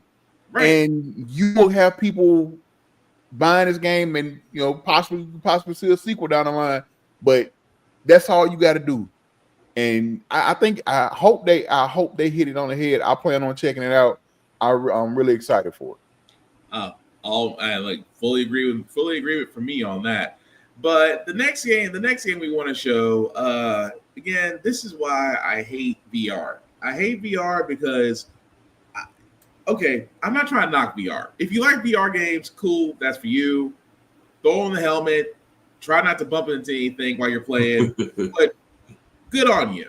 What I hate is that certain games don't need to be just VR exclusives. And Deadpool's VR, as cool as the trailer was, it does not need to be a VR exclusive. But for all those that haven't seen the trailer, here it is. Ooh, Red Band trailer. Hell yeah. Handcrafted with cuddles by the Merc with a MetaQuest. Kick back and bask in the glory of gaming's first quintuple egg tropical farming sim experience. Oh, hi, new friend. Escape the turd burger of late-stage capitalism and enter a world of VR magic and wonder. You'll care for exotic pets, the elderly, and this fucking thing with hip-hop Satan. Oh, don't worry, he's a fascist. He deserves this big time. This guy's a total dick. What the hell? Who designed this shit? I wiped my ass on this first. You're welcome. Who got the lobotomy with fries? All your dreams of being inside me come true in VR. Spider-Man gets Insomniac, and I get this shit? I'm craving Korean barbecue now. Is that weird? Whoa! Yeah, so that, guys, was the trailer for Deadpool VR. As you can see, exclusive to VR on MetaQuest 3 and 3S. The thing I hate about this, and I say hate because, again, I'm not hating the game. We haven't had a Deadpool game since, the 360. The PS4. I think it was a 360 title as well. Yeah, I know it shot up to like $200 a copy when Deadpool and Wolverine came out, and it was on my wish list. And I'm like, yep, should have bought this sooner. Yeah, because I remember Deadpool back on the 360, and I think they kept it. I think it was a $40 game, but good lord, that was almost 10, 15, almost 20 years now. But the thing I hate about this, that number one, it looks great. If, like I said, if you have a VR, go nuts, have fun with it. If you don't like VR like me, this should be on a console. It's just like Batman's Arkham Shadow. Yes, I will always play a Batman Arkham game. Will I put on a VR helmet to do that? Not me. Not for me. It's not my choice. Not my preference. But if you had put that on a console, I'm down. Now, I only point this out because, again, as Deadpool, or AKA Marvel Jesus, is starting to make his way into other things, I got to throw this question out, guys. I know it's going to seem stupid, but is this the game that makes you want to say, I'll give VR a shot? Or will you sit there and be like, I'm cool? I think it seems like a good one. They at least seem like they're using all of the MetaQuest abilities in it. This will probably be another bundle deal, though, if they don't get the sales they're looking for, because Arkham Shadow got sold with that console like at launch after like a month. Yep. Husky, Joe? I'm not big on VR. I played a little bit. I don't have a headset or anything, but I've played, here and there or what have you. It does look fun. It looks intriguing. Shout out to Neil Patrick Harris for doing a damn good job of voicing Deadpool. Is that who that is? Yes. Okay. Because when I first heard it, I saw the trailer earlier, and I was like, hold up. Is that Ryan Reynolds? That's not Ryan Reynolds. It can't be. I'm sitting here listening. He's hitting, like he's giving you those notes of Ryan, but it's not, you know what I'm saying? You can kind of tell it's not him, but he did a damn good job. The comebacks are not as crisp, but you can tell there's a slight delay. Yeah, but it does look fun, man. And if the only way to play this is on a with the VR or what have you, it'd be something I would love to check out. But yeah. Joe, I think this will drive me to do VR games via somebody else's YouTube channel while I watch it. So vicariously watch through somebody else's stream. Yes. Yeah, I'm hoping it's just like a lengthy game. I don't know how I'm long in this a VR small game. apartment. I can't take this chance of me running into a table. As long as you don't appear on one of those videos where people are doing VR, and at least you're not the guy that went to a plate glass window through a door. At least you're not him. Hey, we watch people go through their televisions with a Wiimote and the bad wrist strap, so it doesn't take much. I mean, At all. Wii bowling and Wii tennis have costed many a flat screen TV. But again, let us guys know what you think in the comments of Deadpool VR. Like I said, if it makes you want to try it, go for it. Like I said, I will wait till someone has the good sense to put on the console. But updates we also did get during the Summer Games Fest stream, especially for Street Fighter 6. They also told us about the Year 3 character reveals, and they're interesting. I will leave it at that as I play the trailer featuring Kenny Omega. Best We'll do it next time, Kenny.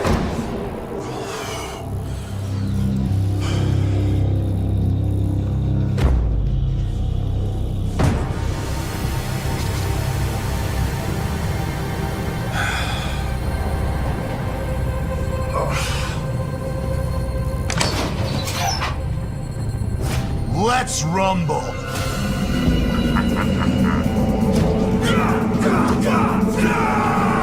Alex.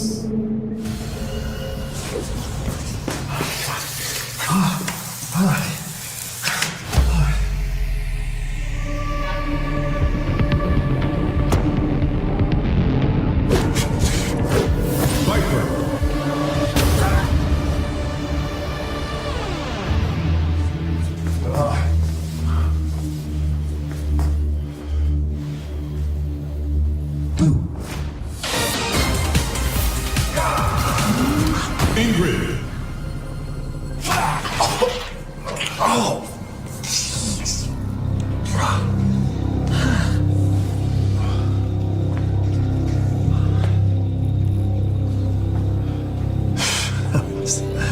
That was crazy.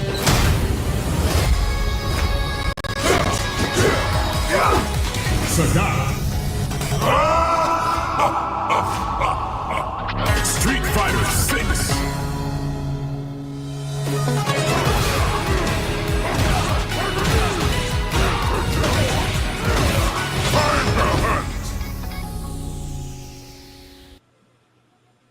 All right, so that guys was the trailer for year 3 of Street Fighter 6. As you can see, we will be getting a bevy of new characters. Let me just go back for a second because still laughing at old man Sagat. So we are getting Sagat, we are getting Sea Viper, we are getting Ingrid, we are getting Alex for the next couple of years. So I know it's say what? Move over. This is a Joe rant. I was gonna say, how do we feel about the roster or them all being cosplayed by one guy? Right. More than likely, I feel like Kenny Omega is going to do the voice work for Alex, and this is where we throw out kids go to sleep. Why the fuck do we have Ingrid in this goddamn game? No one likes her. She comes from the worst Capcom fighting game ever, Capcom Fighting Jam. She's a horrible character there. She's a horrible inclusion in any game she's in. Why in God's name did we put her in? I understand why we don't have Makoto. Makoto with Drive Rush is a scary, scary thought if you play Street Fighter. Makoto with Drive Rush is a terrifying problem. What if Justin Long starts playing as Ingrid? No one plays Ingrid anyways. If they play Ingrid, shoot them. They are a lizard person. If they like Ingrid, they need to be on a list from the government. This could have gone to Sean. This could have gone to Necro. This could have gone to, well, technically not El Fuerte. No one plays El Fuerte. Same thing. If they like El Fuerte, that's a lizard person. This could have gone to Laura. This could have gone to anybody. Falk, Seth, Urian, Necro. I'll even take bland-ass Abel from Street Fighter 4 over Ingrid. Why in God's name is she here? That sounds like an intense hatred for Ingrid. I'm honestly not against it. I can see Sagat, I can see Viper, I can see Alex. I've played all of them. I've never played Ingrid, so I've never played it, so I can't say it. So what? Alex looks sick as hell. I love this new version of him. Viper looks fantastic. Sagat, I don't have an issue with Sagat being there, but I don't see the reason why Sagat is there anymore. Because Sagat's primary motivation is to improve Ryu, and Ryu at this point is a master who is recognized by Oro True. And that's why he has that Master Sash. So Ryu is so far beyond Sagat at this point. I'm guessing now the stories are reversed and Sagat's got to go after Ryu. And it could be because Sagat is coming. Sagat is like July, August. It could be the old Vegeta story. You know, I'm gonna hate you regardless, but I I have to thought level he hates you and then hooks up with the world's richest woman. Yeah. And that's why that marriage works. There's a hot anime take for you, Tafari. The only reason Bulma and Vegeta work is because she's rich and he doesn't have to do jack shit. One of the ones that cut out was Yamcha was a victim. Bulma was the problem. Yes. This is true. Yes. Husky, Tafari, what do y'all He was legit giving directions to somebody and she freaks the hell out. Oh, there's a part of the DLC for Kakarot where the same thing happens. He's like, this girl asked me to help lift something heavy, and then Bulma yelled at me. I don't know what I did wrong. So everyone's like, oh yeah, so Yamcha was a victim, and no one noticed for like 40 years. Of course, there is also the mission in DLC where you find out Yamcha is dating 4 women at the same time. See? But, yeah. So, Husky, Tafari, what do y'all guys think of year 3 for Street Fighter 6 so far for these new fighters? I know Sagat, and that's it. So Street Fighter people have fun with 3 out of 4 of these, I guess. Yeah, I don't know. I know Viper and I know Sagat, of course. Also, listen, I shout out to Kenny Omega. Like the Sagat cosplay, or listen, I didn't know I needed that to the day. Like I shout out to Kenny, man. But other than that, man, like I said, I'm not familiar with the other fighters, but Sagat and Viper, but looks like some good stuff outside of Ingrid, according to Joe. Joe has a hatred for Ingrid. You know, if every people have people they don't like, so characters they don't like. So I have a sound for that. Ingrid, my thoughts on Ingrid.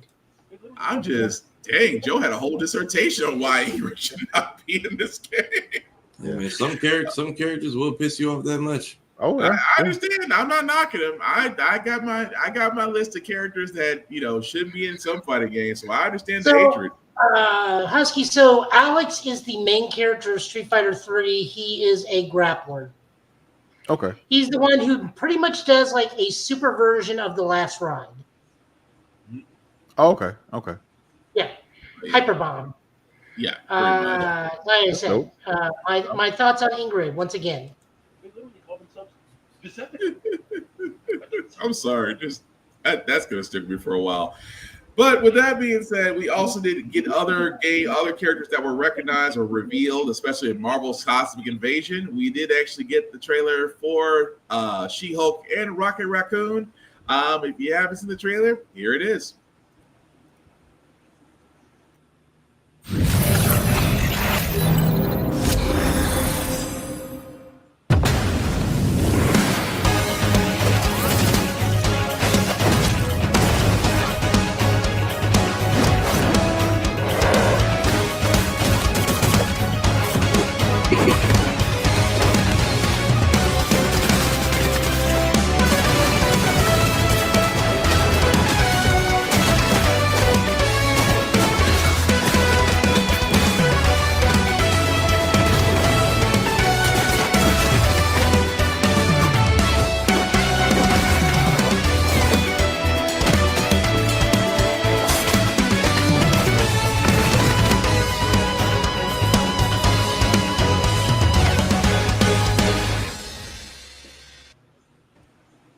All right, so that was the trailer for the official trailer for She-Hulk and Rocket Raccoon being in Marvel's Cosmic Invasion, along with Nova, Wolverine, Captain America, Venom, Spider-Man, Storm, I want to say Gladiator, Quasar. Thank you. Also being involved in this. Go ahead, Joe. I only have one issue with She-Hulk in this whole thing. What's that? And that is everybody else is in their mid-'80s costume, and She-Hulk is in her current 2020s costume. That is not 80s She-Hulk. I couldn't tell until you said it. I thought that was her old school, like 90s, 80s cartoon type of or aesthetic at least. Old school She-Hulk was like a full body purple full leotard, body suit. or Yeah. sometimes the Fantastic Four leotard she usually Yeah. had. I don't know. I'm not against it just because. I'm not against it. It's just one of those. It's gonna bother me because everybody else is again in their '80s costumes. Mhm. So that's just me. I can see that. Busky, Tafari, any thoughts? Although Rocket, I knew they would draw Rocket that way. The quintessential Rocket from Guardians of the Galaxy is pretty much the roadmap on how Rocket is going to be drawn anyway. So I'm not against it. But I like it. But what did you guys think? I'm curious how many people they're going to add to this thing, because really this is another thing. You have the side scroller, you have Rivals, you got Tokon, and it's just, how many characters are y'all adding total, or how long? Are y'all just waiting to see how it does? Like, how much are we in for? Because I'm not trying to support something that y'all just, when the last update's out, it's out. Yeah. I don't know. I would think. I'm sorry. Go ahead, Skitty. I'm sorry. Oh no! If this is the same company that gave us TMT Shredder's Revenge, right? Yeah. Yeah. I'm pretty sure we're gonna have like a definitive roster for release, and then we'll get stuff like later on or whatever. Just like they did with, like, we got Sarai, Usagi, like, they added those in case. So we saw those get added in later on. So, and they're good at or adding characters and keeping the game, kind of adding things to the game. So I'm assuming we're probably gonna get a definitive roster for the release, and then after that, it'll be down the line where we'll start seeing, hey, here comes Ghost Rider, or hey, here comes Cyclops, something like that, to that nature. Yeah, I see that. I think it's gonna have. It might not have a big enough. It might not have a biggest roster for Fighting Souls, but I think it's gonna have a nice roster because, again, this is a different Marvel game, and I'm gonna be honest. If this is the strategy they're going with between Fighting Souls, Cosmic Invasion, I'm forgetting another one. I'm forgetting Rivals. If this is what they're doing, hey, it's solid. It's working, and like we were saying before, it's different varieties for each game. So again, if you don't like one, the other two are bound to get your attention. I think Joe mentioned it earlier, man. Keep them separate from the movies. They don't have to match the movies. Yeah. We don't need, now if you want to do like Rivals does, or you can do it with the Fighting Souls. Throw in different variations like skins if you want to do that. Movie skins. That's fine, but let's not try to interact with the movie. Let this be their own separate thing. You can still do that. Like, so just like, it's a good number of Marvel games in the works. Supposedly the Iron Man game being worked on over there. I forgot about that. Even though they canceled the Black Panther game, but they still got Iron Man in the works. You still have Amy Henning's Captain America and Black Panther game, 1943, Rise of Hydra. I really hope we get that one. I really hope we get that one. We'll get that before GTA 6. Oh yeah, and because they got pushed back till next year, so I'm just hoping they go through. I got a chance to speak with Kari Payton. He's voicing Azuri in that game. So, and I cannot. Listen, I already saw. I said one of my dreams is to, once we get a release date, I am going to try my best to get an interview with him, like actual, just a conversation about the game, and I can't wait, man. Nice. All right. Well, again, like I said, still one of those games that, I think we can say we're in full agreement that everybody wants to play. So, Sonic Racing Cross Worlds. Tafari, you are usually the Sonic expert we turn to, sir. Have you seen this trailer yet? And if you did, what's your thoughts on it? I saw it. I don't know too many of these other Sega characters. I know it's just kind of a way to flex. Here's what we got coming out. I played the closed network test. It looks like they did take a lot of the feedback and clean it up, because it's cool. But after a while, once you get to like that last lap, the problem was the spamming of attacks and the animations get kind of wonky. So you can't really see shit for like a solid 30 seconds. Yeah. Until you're over the finish line. I do like the concept of it. Whoever's in first kind of determines which way the map is going. I believe one of these is Yakuza character and Ichiban, yeah. Ichiban, and then I don't know who this woman is. I'm surprised they didn't recycle Danica Patrick again. Hatsune Miku, she's a Vocaloid. Yeah. She's a VTuber singer. Okay. Yeah. That threw me Now, off. I had a horrible joke come to mind when they initially said special interview with the creator of Sonic. I'm thinking, are they getting Yuji Naka directly from prison to make an announcement? I was just saying, like, did they put a recording thing in the cell, or I think he's I'm home. just like, live from prison, Yuji Naka. It's like, Really, sure Joe? you wouldn't. Not directly from Brit. Anyway, here's the trailer for Sonic Cross Worlds.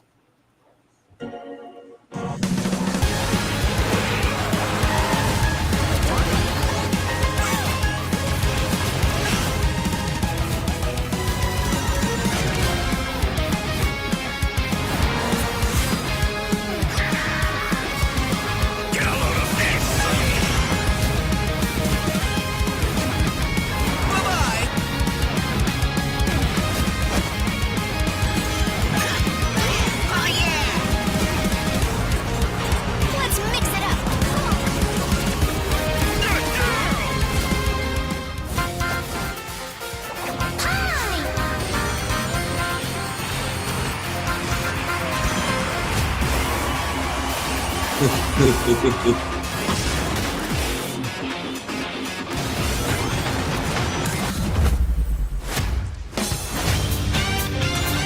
Oh yeah.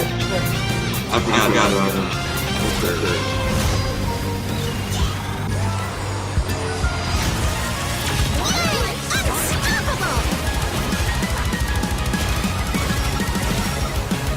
Time for me to win this.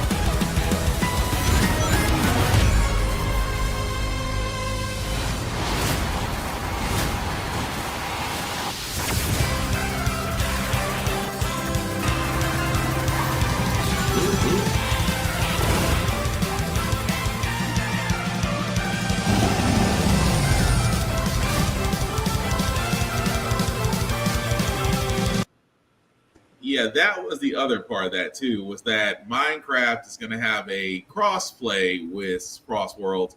But as you can see, guys, Sonic Race Cross Worlds will come out September 25th of this year.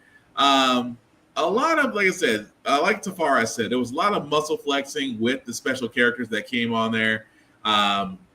Again, it's if you're tired of Mario Kart 8, you got Sonic Racing Cross Worlds. I didn't know Joker and Persona was under that umbrella. Yeah, it took me a while to figure out who that was too, but yeah, that was basically him, along with, as Joe said, popular K-pop singer, and of course, old boy from Like a Dragon. I always mispronounce his name, but Ichiban. Thank you. So, like I said, it's a nice game worth playing. Tafari, usually whenever it comes to a Sonic and Shadow game, I usually lean to you. Is this going to be one of the ones you're going to be picking up either on or before or on or after September 25th? I'll probably pick it up after release day and see what they did patch in note wise, because it can either be really, based on what I played before, it can either be really fun or really annoying really fast. So we'll see which route they let it go. Fair enough. Husky, what about you? I might check it out. You know, I'm always down. You know, ever since Mario Kart, I'm a good kart racer. You know, it's something I may not be there for a long time, but you jump in for a good time. So yeah. Fair enough. Joe? It's Smash Kart. Everybody's here. No, really. We have a few people that were already that direct from Smash. Steve. No, you're right. Sonic. I mean, all they got to do is beat out the competition of Mario World and Garfield Kart Racing 2. All you can drift. Yeah, even though Mario Kart right now, shout out to Lainey at Geek by Heart, who is streaming on Nintendo Switch 2 right now. I believe she is streaming Mario Kart at the moment. Okay, I have a serious question. It's going to sound bad. Is she one of the 30,000 people playing Cow? She's currently running Daisy. Oh, there you go. She's running Daisy. Like a one Daisy in a field of Moo Meadow cows. Yeah, that's a cult. But speaking of things that are just weird, and I didn't think that we would all be on the same page with the naming of this next game. Felt That Boxing has now been changed to Muppet Boxing. Muppet Knockout, Punch Out. Muppet Punch Out. Thank you, Joe. Has been changed to Muppet Punch Out. If you have not seen the trailer for this, first off, be prepared. Second of all, you'll be like us and probably hooked. But this is say what, Joe? I say, Bert, I need my hands take, Bert. Although this is Felt That Boxing, we've called it Muppet Punch Out. Here's the trailer.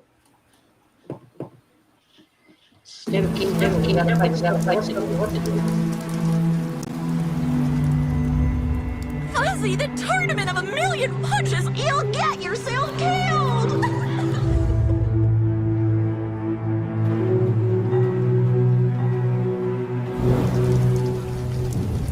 All right, you little sack of fuzzy shit. Show me what you got. What? If you're gonna be champ, we gotta transform. Why are you even here? Don't waste my time.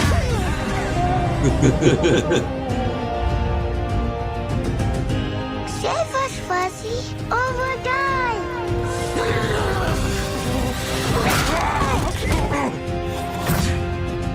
Attaboy.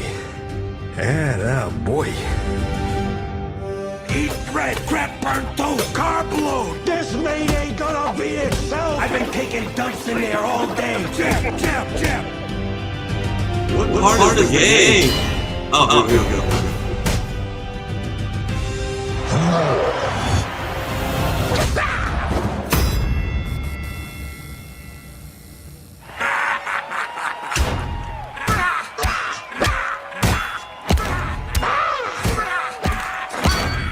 Music by Flying Lotus.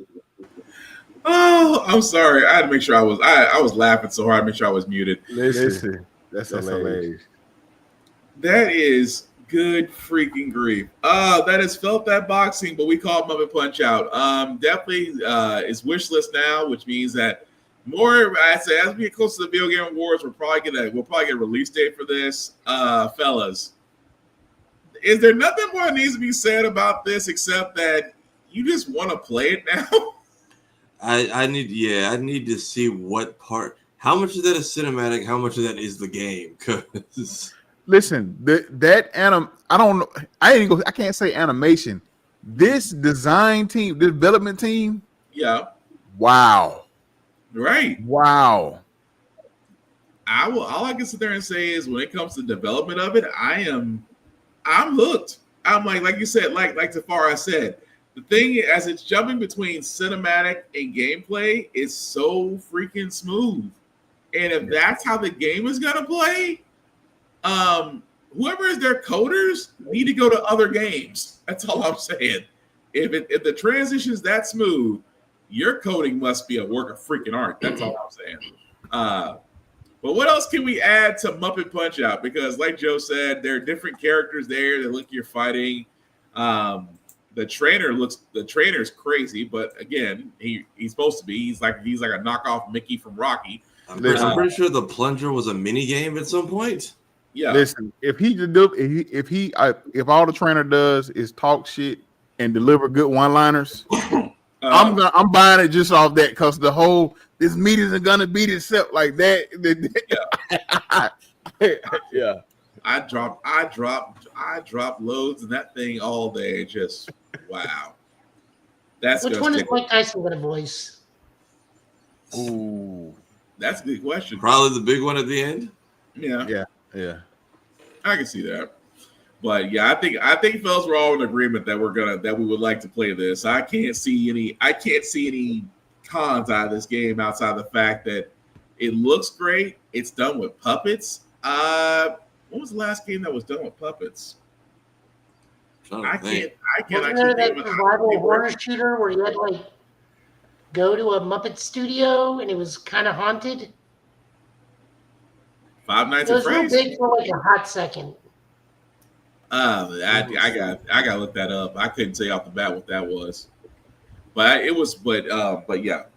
But with Felt That Boxing, it just looks great. I don't think we can add anything else more to it. But there were other surprises that we did see at Summer Games Fest. This one had me thinking that we were going to see a Def Jam fight for New York, the way it started. What I did not know, and then of course I will explain the surprise because Tafara found this out before me, that there is a certain common link between this game and an organization we know. But if you haven't seen this trailer, it's called Wu-Tang: Rise of the Deceiver. Okay, I actually missed this one, so. Say what, Tafara? So I actually missed this one when it came on because I was getting out of the car into the house, but I saw you send the name, so. Oh, okay.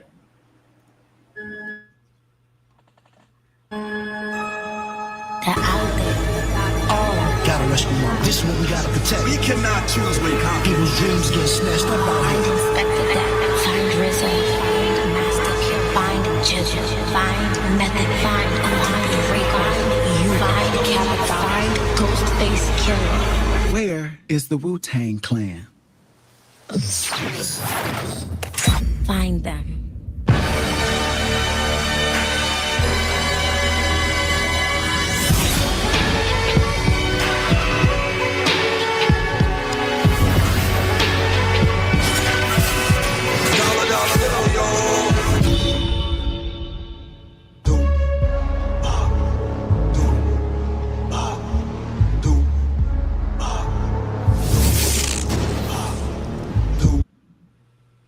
Okay, it's short and sweet, but again, this is Wu-Tang: Rise of the Deceiver. Literally, as you see, presented by Ghostface Killer. Definitely are obviously approved by the Wu. At the same time, you best believe there's a soundtrack behind it. Also, the group that is behind this game is also associated with the 9B Collective. If you've heard me, myself, Tafari, and others talk about this, it's a group out there that's behind a lot of things that are behind the scenes. And this, I really didn't think this is one of them, but I can actually see their influences behind this.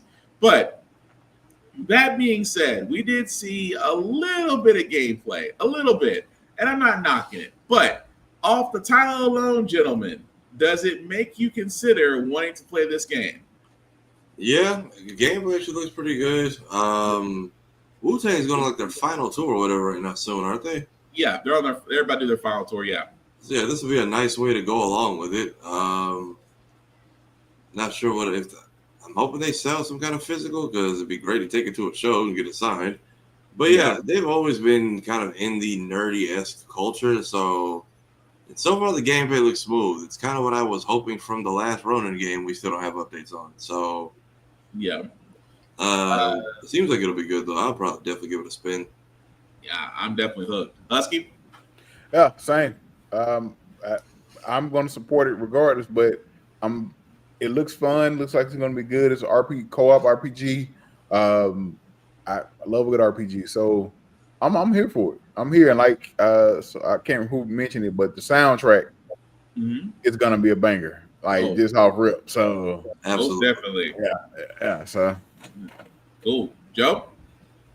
Oh yeah, no, I'm definitely grabbing it.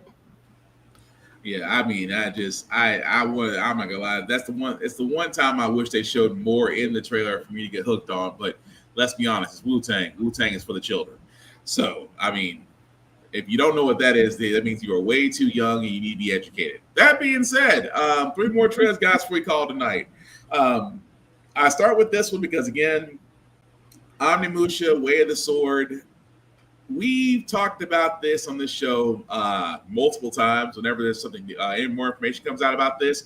Husky, have you seen any trailers for Omnimusha: Way of the Sword? I saw the one today, and I think I saw the one they showed at whenever they revealed it, what have you. But yeah, I saw the one today. It did look pretty good. Yep, it definitely did. But for those that have not seen it, here's the trailer.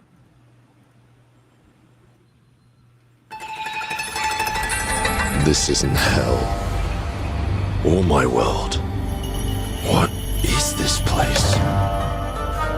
Kill Ray.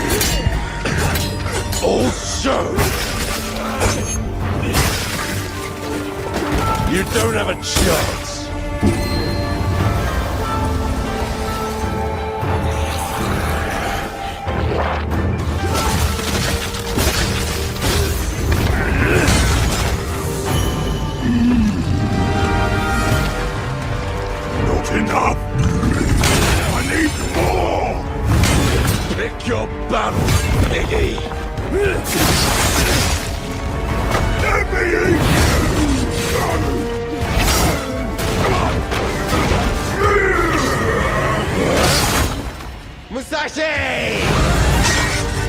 want the same thing, Musashi. But there's only room for one at the top. And it won't be a coward who runs from jewels. Words never did work between us, did they? Sasaki Ganryu.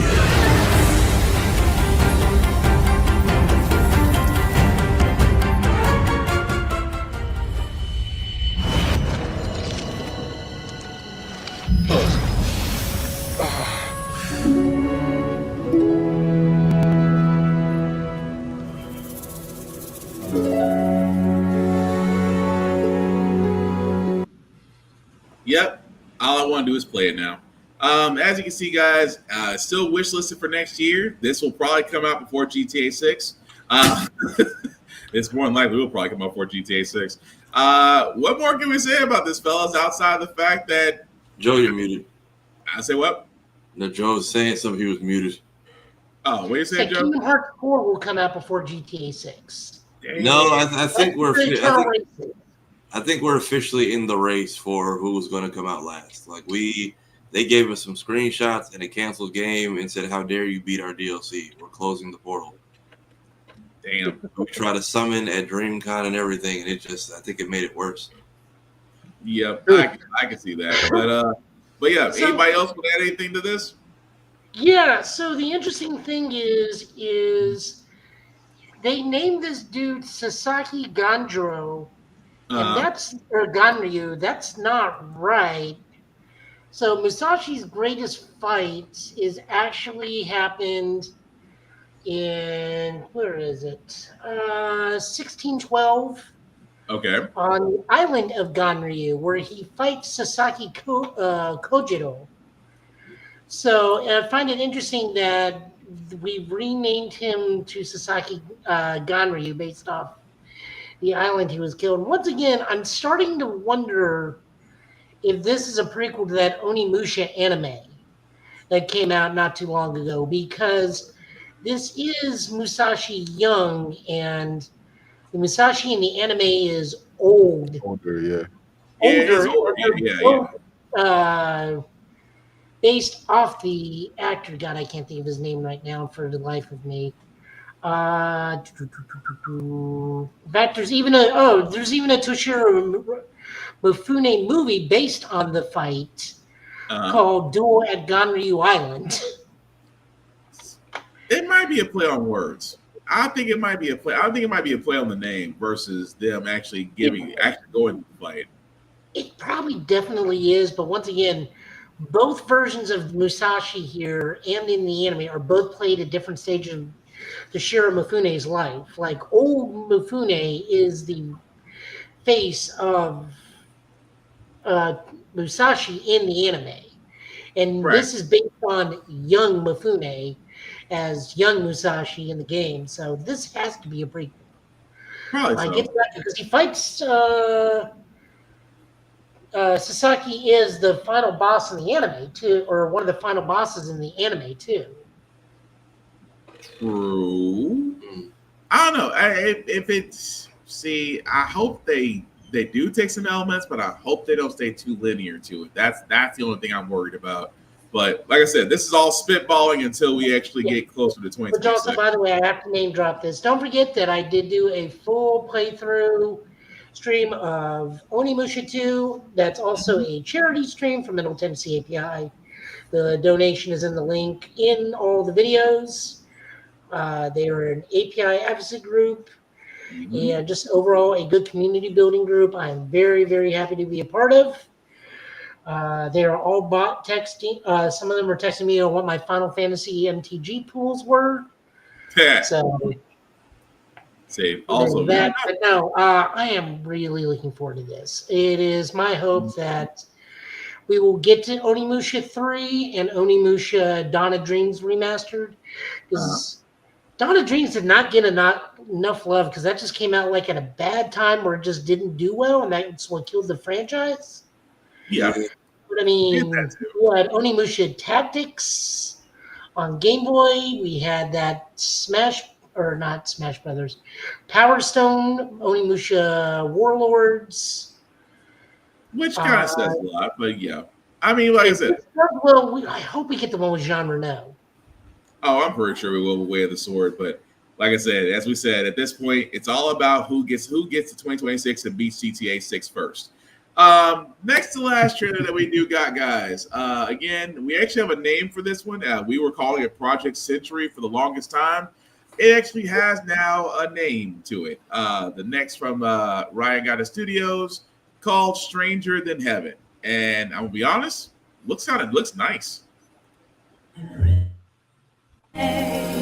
With a song in my heart, ever since we've been alone, whenever I'm feeling blue, let us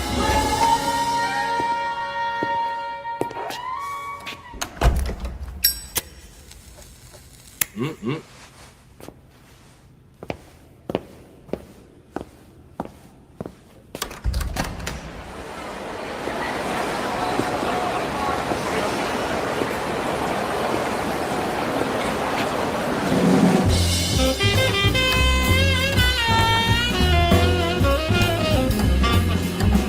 I've been running, struggling, no words to speak. It's time I close my eyes till the again. There used to be a time with the light and the laughter. Still, time is young and war is free. Let us take love on life. Got a name? Mako. Daito. Daito. A Jap then, huh? Don't I look like one? You're not? Hold on. So, what are you then?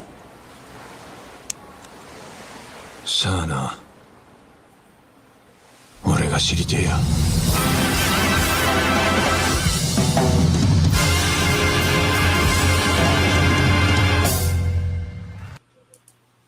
All right, guys, and that was the trailer for Stranger Than Heaven. Was formerly known as Project Century.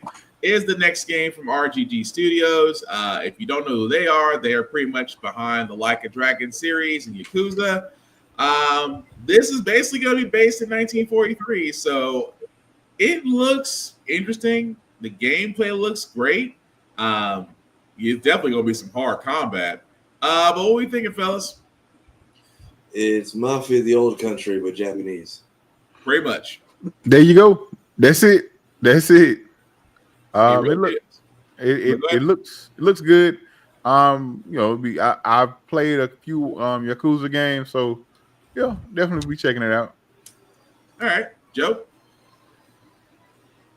This is unfair biased upon my opinion. Okay. I mean, I play and own every single Yakuza game, so I know. That's why I'm looking at you like, what's your opinion? Oh, I'll definitely get this. This looks fantastic. I wish we had grabbed the Japanese trailer. That probably would have been even better for the music. 1943 though. God, 1943 Japan. That's such a tumultuous time between the fire bombings, the nuclear bomb that attack Godzilla did. Yeah. Of course, the Godzilla reference, but you're not wrong though. But no, it does look pretty. It does look pretty cool though. But go ahead, Joe. I'm talking about the -1, not his attack in 1954. I forgot. By the way, that is getting a confirmed sequel. I don't know who it's going to be, who Godzilla is going to fight, but I forgot. -1 did happen during the 40s. That's exactly right. Just regenerate into the Godzilla that supposedly is the original Godzilla. So yeah. No, Godzilla joking aside, this looks really good. We're definitely going to have to fight some Americans. I know that. Of course. Okinawa in 1943. I don't think Okinawa is 4 years before that event. No, Okinawa, where we put up an army base on Okinawa. Yeah. Yeah. Okay. Yeah. But I mean, there are still naval ships where the Americans can like come to the mainland at that point. True. So, oh my God, I just realized we're gonna have to find sailors, aren't we? Yep. You God gotta damn. fight. You gotta fight Navy, man. You're probably gonna wind up fighting. No, I'm thinking of what's the Sega game where Which it's way you based talk on about? Yakuza? You're not talking about Like a Dragon 3, are you?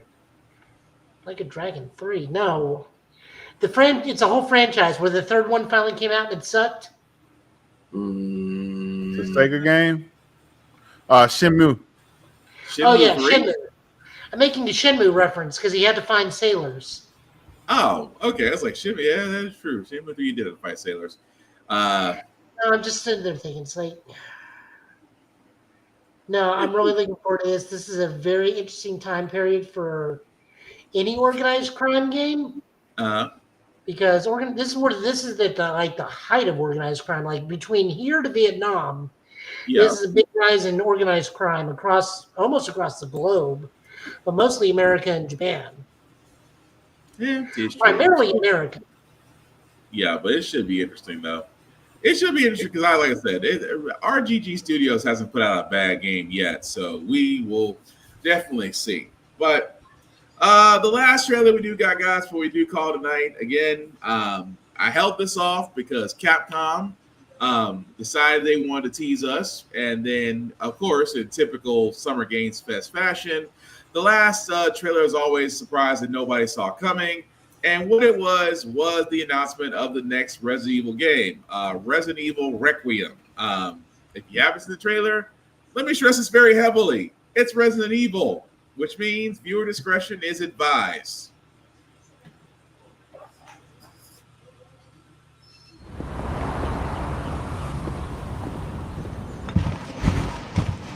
Sir.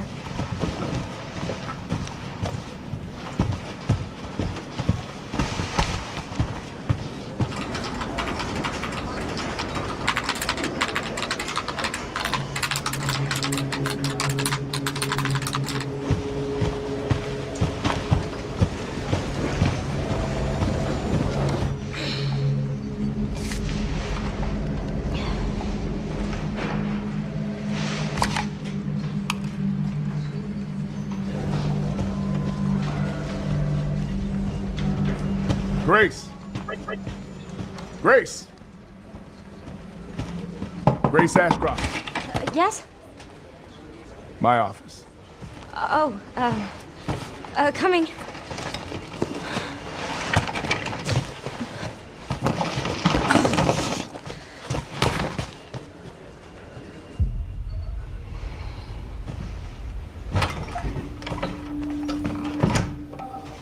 If this is about the report you asked for yesterday, it'll be ready in 3. No, 2 days, tops. Put a hold on that for now. We found another body. One that exhibits the same pathology as the others we've been investigating. Now, I need a good technical analyst on this. Okay.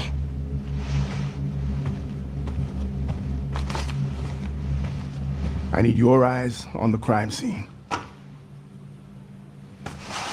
The Renwood Hotel.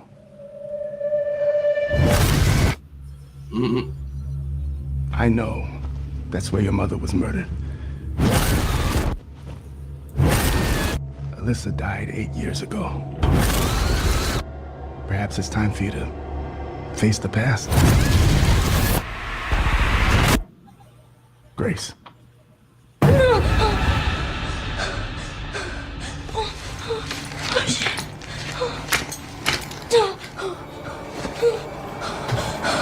What is this? Hey!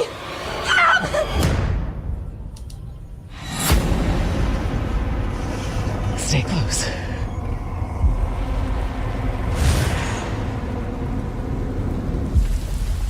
They're coming. I know now that you're the one that I've been searching for. The special one. The chosen one. Miss Ashcroft. Investigating all these strange deaths, huh? We need to keep our voices down. Have you seen the same shit I've seen?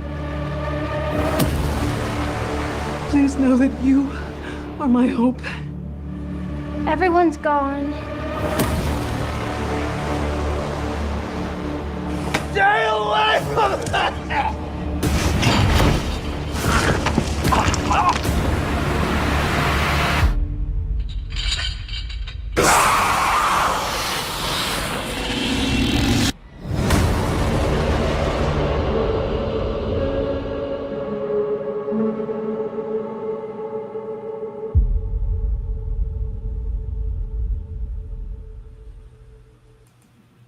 All right. And that, guys, was Resident Evil 9, otherwise known as Resident Evil Requiem. As you can see, will still be GTA 6 coming out next year, February 27th of next year. I will say this, I'll just keep it short and sweet. As a Resident Evil fan, I'm playing it. Biohazard brought me back to the series because 6 was terrible. 8 being Village, loved it to death. So I do love the fact that Requiem being 9, I'm still going to play it. Love the fact they're taking Ashcroft's character from Outbreak and really running from that one. If you haven't played Resident Evil Outbreak, this is basically the continuation of that character. I know a lot of people are wondering, why are we not going with Rose Winters? Keep in mind, that story is still ongoing because everybody thought that, she would be the next character, everybody thought she would be the main character in the next Resident Evil series, considering the fact of her DLC. Keep in mind, she's still with the BSAA. She's still out there in the world. So she actually may appear in another Resident Evil game. That being said, as you can see, they are going back to Raccoon City, which is now a crater. For anybody that doesn't remember Resident Evil 2, the city pretty much got blown up, and you had to escape it in time. And it's kind of funny that we're now going back to it, and Leon is nowhere to be found. Leon nor Claire, which is also a question of we're going to see them, whether or not we're going to see them in the game. But overall, I'm down to watch. I'm down to watch it, down to play it. But what do you guys think? So this is the same character from Village or somebody from, because I forgot how that game ended. Ashcroft was Resident Evil Outbreak. So she's from a completely different Resident Evil. It's so crazy. Her story. It's like different lines of the Resident Evil story. Like her story in Outbreak is what they're playing off of in Requiem now, which Outbreak leads back to Raccoon City, and Outbreak and Resident Evil 2 ran concurrently. I'm sorry, 3 ran concurrently. So here's how it goes. So Resident Evil Outbreak 1 and 2 are the early days of the zombie takeover Raccoon City, right. And it was a online multiplayer game where you cooperatively work together to get out of Raccoon City. Pretty much. Over 1998, 99, 2000 dial-up. Yeah. Internet gameplay. When internet speeds were not the speeds that we now know and love. Needless to say, the game is very easy, except for the fact that you were on dial-up. Yeah. Also, you had to find a zombie elephant. Yeah. So my only question with is Raccoon City got nuked? How far in the future are we? Because that thing should be as irradiated as Chernobyl. See, I don't know if it was a nuke or a neutron bomb because they never did specify. They never did specify it was a clean bomb or a nuke. And I think they're they take that gray area. I mean, I agree with you, but I think they're taking that gray area though, because the fact that they're showing Raccoon City and and that also could be a red herring. We may not be going back to Raccoon City. They may just be showing aerial photos for all we know. So that could be a distraction. Could be, but either way, I'm hooked. Hokage, Tafari. I'll check it out. Maybe I think I got a free copy of 7. I need to work my way from there. I have never really touched Resident Evil. Same. I haven't played an actual Resident Evil game, like sat and played through a Resident Evil game for the most part since like Resident Evil 2, like original Resident Evil 2. So and you play remake. Yeah, I may get judged for this. Really don't care. Like I'll probably watch somebody play through it. I'm not big because once again, this is me. I'm not big on Resident Evil games. I want to check them out. They look interesting, but all the running back and forth, like I was watching, got play through I think it was 7 or 8, and you have to go from one spot, then you go over there, then you come back to the same. I was like, yep. I'll just watch for the story. 7 will have you learn. 7 will have you testing your memory very much. Yeah. Between 7 and 8, they'll have you testing your memory. Yeah. It was like I said, it's a great series, great games. I love the lore. I love all the lore. Like that's why I'll watch somebody play it. It gives me an opportunity to kind of watch and see what's going on, get the story. So I'm probably gonna watch somebody play through it, but it looks really good. Okay. Joe, anything more you want to add to Resident Evil Requiem? I just want to know where Leon or Claire is and where that promised remake of Code Veronica is. Oh, we'll never get that. I won't be honest, and I'm just gonna say this before we wrap it up. We're not gonna get Code Veronica. We're not gonna get a because usually it works in that we get a remake every so often when they do a mainline. Yeah. So if it were anything, they will do a remake of 0, and then they'll do a remake of Code Veronica. 0 I agree with, but for some odd reason, Code Veronica is like the persona non grata that they will not touch. I don't know why, because again, Code Veronica was a great game. It does need to be remade and remastered, but for some odd reason, they don't seem to be too focused on it. I don't know why, but I mean, we kind of badgered them into making the remake of 2, so. We'll badger them into the remake of Code Veronica at some point. We bullied them into 2 and 3. So that, although 5 deserved a remake too, because 5 actually got a bad rap, and I actually liked 5. But that's 5, you got to cut out some of the game or re-engineer how some enemies look. Re-engineer them. I'm okay with that, but again, that's a whole other discussion we'll be forever and a day on. But that being said, guys, that's that boulder punching mini game a little bit more fun. That was unrealistic. But anyway, that being said, that's the trailers that we are going to cover for that also. But that's the trailers we're covering for Summer Games Fest. Again, guys, there were I know a lot of people are saying, but there are other things out there. I understand. But here's the thing. In 2 hours, they went through nearly 50 plus games. We barely got through 12 trailers in 2.5 hours. Again, these are our picks. It doesn't mean that we're experts. It's just the fact that things that have caught our eye. If things have caught your eye, let us know what you guys think in the comments. Also, really quickly, guys, if we were to give Summer Games Fest a grade, whether A for effort or all the way through F for failure, just around the bend, what do we think? I'm going to start with you, Husky. Grading Summer Games Fest, was it A through F? What do you think? I'll give it a solid B. Like there were some really good games, really good. We didn't get. I know a lot of people they expect those big AAA games and trailers and things of that nature. But I thought it was pretty solid. We saw a lot of good games. They didn't have a lot of AAA bases, but we still saw a lot of good games that we knew about. Some games we didn't. Like we showed some Mafia Old Country. Also brought up Death Stranding 2. Like a lot of good games were shown, so I give it a solid B. All right, Tafari? Yeah, I give it a solid B plus. I came out with more than I expected. Ended up liking a lot more than I expected to as well. Also, notably, some of the stuff they clearly did fix from Sonic Racing Cross Worlds. Nice getting updates on when some games are actually coming out. Finally getting release dates. And then we still got 1,000 other things. So yeah, just bring back E3 at this point. Let them get like one last one and call it a 20th. Fair enough. Joe? I would love that. I give both of them a B. I mean, we had standout moments in the end, but there wasn't really anything. There were very few things that I was hyped for, either one of them aside from the endings.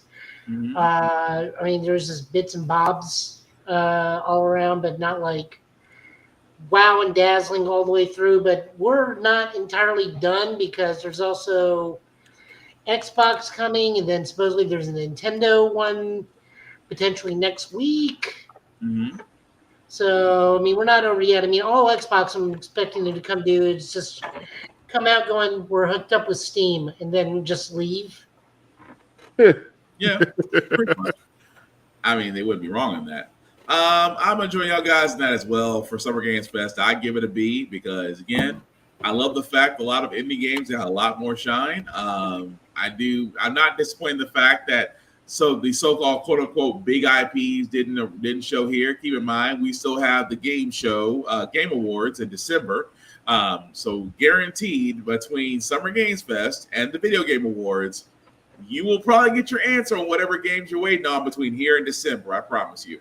But overall, still solid showing. And like Joe said, we still have other events that are happening during this weekend, and of course, Microsoft's with their developer digital on Sunday. So again, whatever news is actually happening, then we'll definitely bring it to the forefront for next week. So, with that being said, that's pretty much going to do it for this podcast. And as we do sign off, of course, guests always go first. Husky Hokage, thank you for being on with us. We certainly do appreciate it. It's definitely been an honor, sir. But we do like to do shameless plugging at the end of this show. So I'm going to start with you. Anything you want people know where they can find you, shows, and things of that nature? Sure. Appreciate it. Well, first off, thank you guys for inviting me, man. I really had a good time. Really enjoyed chilling with you guys. You can always find me at the Husky Hokage on pretty much everything. TikTok, YouTube, Twitter, Instagram. Also, I am a contributor / writer for gamersocialclub.ca. I have reviews, news articles, things of that nature. You can go check us out there. We cover all gaming stuff, whether it be big stuff, little stuff. We cover as a great group of people over there that I get an opportunity to kind of write with and work with. Also, I have a podcast as well. It's called Victory Road, a gaming podcast. We usually we drop on Thursdays, 7:30. You can check it on my Twitch channel at the Husky Hokage, or you can go to the Blurred Syndicate at YouTube. We're on there as well. But every Thursday, 7:30, me and my cousin we talk about games. We do interviews. Hopefully, we can get these guys to come on. But we do interviews. We bring on other gamers, and we just have a good time, man. But yeah, that's about it. Nice. Well, yeah, definitely have an honor having you on here at GetBit, and I can tell you between myself, Tafari, and Joe, hey, if you invite us, we're there. Sure. Invite us there, and we'll definitely join you on that. But I do also got to throw it to the man, the myth, the legend, who at this point, let's just be honest, he's known. Tafari, you want people to know what you're doing, sir? I will be locked away in a laboratory now that my computer is back from the grave for a third time or fourth. I've lost count at this point. Finally getting some stuff edited. I will be going through footage from MomoCon and DreamCon. We just dropped the press conference today, it was supposed to be just 2 people, but ended up being almost the entire Boondocks cast. So we have Gary Anthony Williams, Yamara Taylor, Cedric Yarborough, and Rodney Barnes. Those people are hilarious. Also did on Room Full of Blurs channel, I was cameraman. We got Megan Thee Stallion's whole panel. We got the Boondocks reunion. We have the surprise visit from Ironheart herself, as well as getting to watch the Ironheart trailer with Ironheart. My own channel, I dropped a small little think piece about just the current state of the con world. Wrap it up, lady, but thank you. Y'all still on. Hey, we wait, because I had it on the background of my other laptop. Did you finish? Yeah, but about to sign off. I think she's still playing. Yeah, I still have her live on mine, so she must have came over, took a peek. Nope. She wrapped it up. Stream ended 42 seconds ago. Okay. Let me see. Yeah. Finally got to link up with a lot of people. You can catch me on the last 2 episodes of the How to Nerd podcast. We did a pre and post DreamCon wrap up with Cleo Thomas and the crew. Finally, after a year, got to hang out with the guys from Trapped in Anime TV. So That was kind of an on-the-fly thing, especially the ending. I just grabbed a bunch of random people. Let's see what else we have going on over here. Yeah, stuff coming on Blurred's Eye. I did a Goofy movie animatic for my idea for a third film, which Carl Jones gave my sister his props for her storyboard, so that's on the channel to check out as well. Follow me on all the things. I will keep y'all up to date when I remember what else I have to do. All right, sweet. Joe, the man who is always busy, especially during the API month. Will let people know what you're doing, sir? Oh, well, also, first off, happy Pride Month, everybody. Oh, yeah, we completely forgot that. Our bad. The actor of Martok from Star Trek says, "Glory to you and your preferences." So that's going on. So I will be with the API people in the Pride Parade this month as an ally. Tomorrow I will be at Nashville Comic-Con with the Tennessee Ghostbusters. Then after that, I'll be back with my API group, because we're going to Maymax for an all-you-can-eat Filipino buffet and karaoke. Nice. I do it big when I can. According to Scott Adams, I am now the meaning of life as I'm 42. Nice. That I got to chuckle at all means we can all be friends. We're back to streaming Mech Warrior hard mode. I've already gotten taken out multiple times in a single mission because I kept letting one singular medium mech just harass me while I'm taking out the larger mechs. So plan is take out the real big guy, then take out the little guy. Then we take out the medium. Then we take out the slightly bigger guys. Makes sense. That's how that goes. But I'm always underweight because I'm always going to run at least one hunchback in that group. Because the hunchback puts in the work. Other than that, I'm on vacation, which for me means go do adult things I can't do because I'm at work. Sounds about right. Yeah. Monday, I got to go get 4 different vaccinations, so I'm going to be dead to the world at least till Wednesday. Why 4? HPV, hepatitis B, Update TDAP, and COVID. Update shots. Like, if they can offer it to me, I'll take it because I don't want to get anything because of where I work. Right. For all those that don't know, Joe is a healthcare professional, so safety is paramount. Literally. Yeah. Thursday, I got to go get teeth worked on. And then Friday, we're right back here. So, yep. When I go get my real ID, because at some point I'm going to want to be able to travel, I'm sure. We all got to do that stupid stuff, but you're right. Yeah, I got to remember to go back to the house and grab my copy of my birth certificate. Yep, they still give COVID shots. They still give COVID shots. Go to CVS, see if you can grab yours. Yep. What else do I got going on? God only knows. I'm so tired. Hi, Christy. As a fellow healthcare worker, you do not want work cooties. Yeah? Yeah. No, you don't. You do not.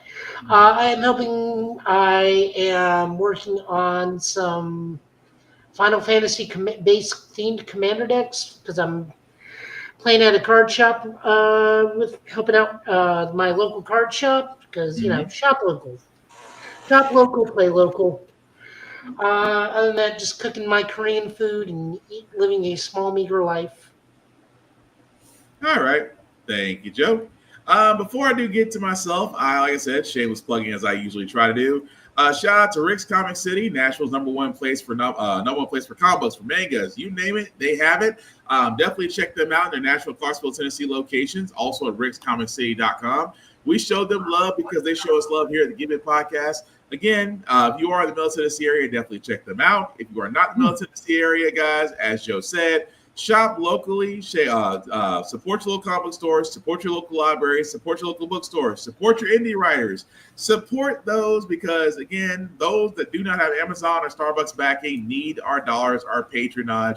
And I can go down the list of independent comic book writers of Midnight Comics, of Concrete, of Ace Blade. I can keep going down that list, but I would be all night. So again, guys, support the indies, support local, shop local. And if you are in Milton, DC area, definitely check out Rick's Comic City. Also, check out APR TV. Why? Because shows like ours are on APR TV. You can definitely check them out at alwayspressrecord.com, either on the Roku or the Amazon Fire app. And check out the many other shows like Bird's Eye View that is also available on APR TV. And trust me, it's just like Tubi, except it's for us. And speaking of things that are for us, blurredstation.com. We have been talking about this, guys, for going on the better part of a year now. We want to support this because this is basically our table of programming, our television shows, our movies, our anime, things of that nature. But the most important thing about it is, guys, we want our patronage and our dollars to go back in our pockets. And we can do that through our own original programming. And that's what Blurred Station is all about. Definitely check out blurredstation.com, select the Join Now button, select the Bird's Eye View Affinity membership, select anybody there, and it is $10.99 a month to stream Blurred Station. $10.99 a month. You can't beat that with a stick. And we can actually run this up. We can actually run this up the same way we run up Tubi, except Tubi is owned by the same guy who owns Fox. And trust me, that if that is not the Darth Vader of media management, I don't know what is. So again, support blurredstation.com. As for myself, guys, again, support the blog, support the Give It podcast on all socials, Facebook, YouTube, Twitch, TikTok.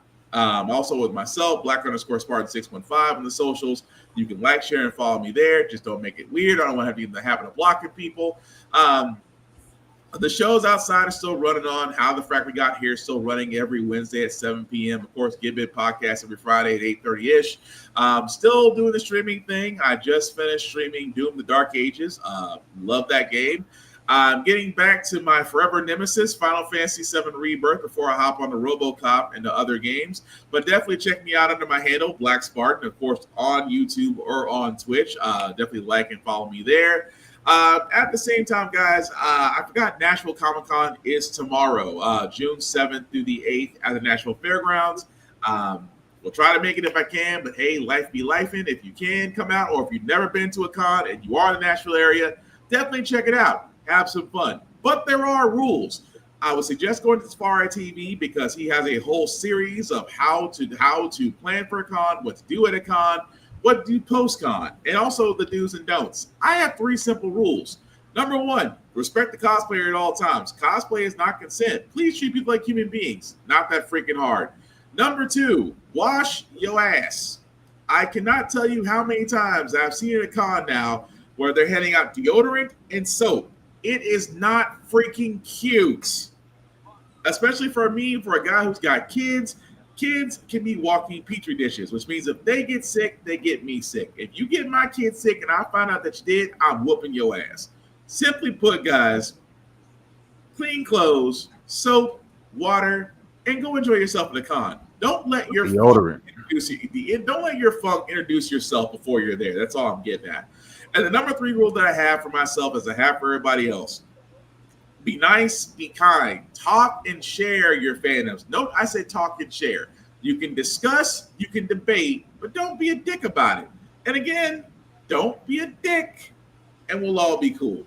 But as we wrap this up, again, we want to thank Husky Hokage for joining us. We also, again, guys, this is the weekend, and I'm stressing this a lot these days when it comes to the weekend, because I understand it's summertime, you want to be out.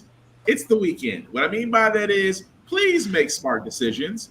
You will not be able to see a judge on the weekend. You won't see a judge till Tuesday. Please make your decisions accordingly. I leave it at that. I have a sound for that one. Say what? I have a sound for that one. Go for it. Oh, it's okay. It's not okay. Why? Why, Joe? Why? That also being said, you know what? I did ask. That also being said, guys, don't doom scroll. Please protect your peace. Go outside and go enjoy life. Please get away from the doom scrolling. Check on your friends, a call or a text, especially during this month, not only because it's Pride Month. Shout out to our LGBTQ plus brethren out there. It is also Men's Awareness Month, which gives guys, you are not alone. I cannot stress that enough. As men, we don't really talk about our problems. Please, if you are needing help, there are many avenues out there to get help. Check on your people, things of that nature. You are simply not alone. Again, I'd rather be talking to you than go into your funeral. I can't say that enough. That also being said, guys, we will be back here, same Get Bit time, next Friday, same Get Bit channel, with News of the Week. We will talk about what happened with Doctor Who, and the reason for that next week. We will talk about what's going on with Black Panther and Marvel Knights, and Mr. Caseta lost his effing mind. And we will also talk about the news of the week. So with that being said, fellas, any last words before we call tonight? Yeah, shout out to the cast of the Boondocks. I got more autographs on the collector set, so now I've got Carl, I've got JD Witherspoon, I got half an autograph and a paw print from Rodney Barnes. Got Gary Anthony Williams, Yamara Taylor, and Cedric. Also, cheat code, if you can, sneak into the vendor hall after they close. People give away a lot of shit they don't want. Just don't make it obvious if security starts yelling. Again, look, that's con knowledge. If you go to a con at the end of the time, and the vendors do not want to take back stuff. Vendors would rather leave with cash than with inventory. And you'll be surprised, and I'm not saying it's a guarantee, but you'll be surprised how much you can get for less if you catch them at the right doggone time. That's all I'm saying. I got like 5 of the same damn jacket. I don't know what I'm doing with all of these. So, see, like in Tafara's case. Giveaways. He walked away with giveaways. I live with women. These are getting claimed. But I was gonna say, yeah, they're all hoodies. They won't make it out of the house. Damn. With that being said, again, Husky Hokage, thank you all for joining us. He's been Husky Hokage. He's been Joe. He's been Farah. I have been Will. This has been the Get Bit Podcast for tonight, guys. Thank you all for watching, for liking, for giving us your comments. We will catch you on the flip, guys. Take care of yourselves and each other, and I promise we will get through this. Have a good weekend. Please be safe. Make smart decisions, and Monday's coming. Peace.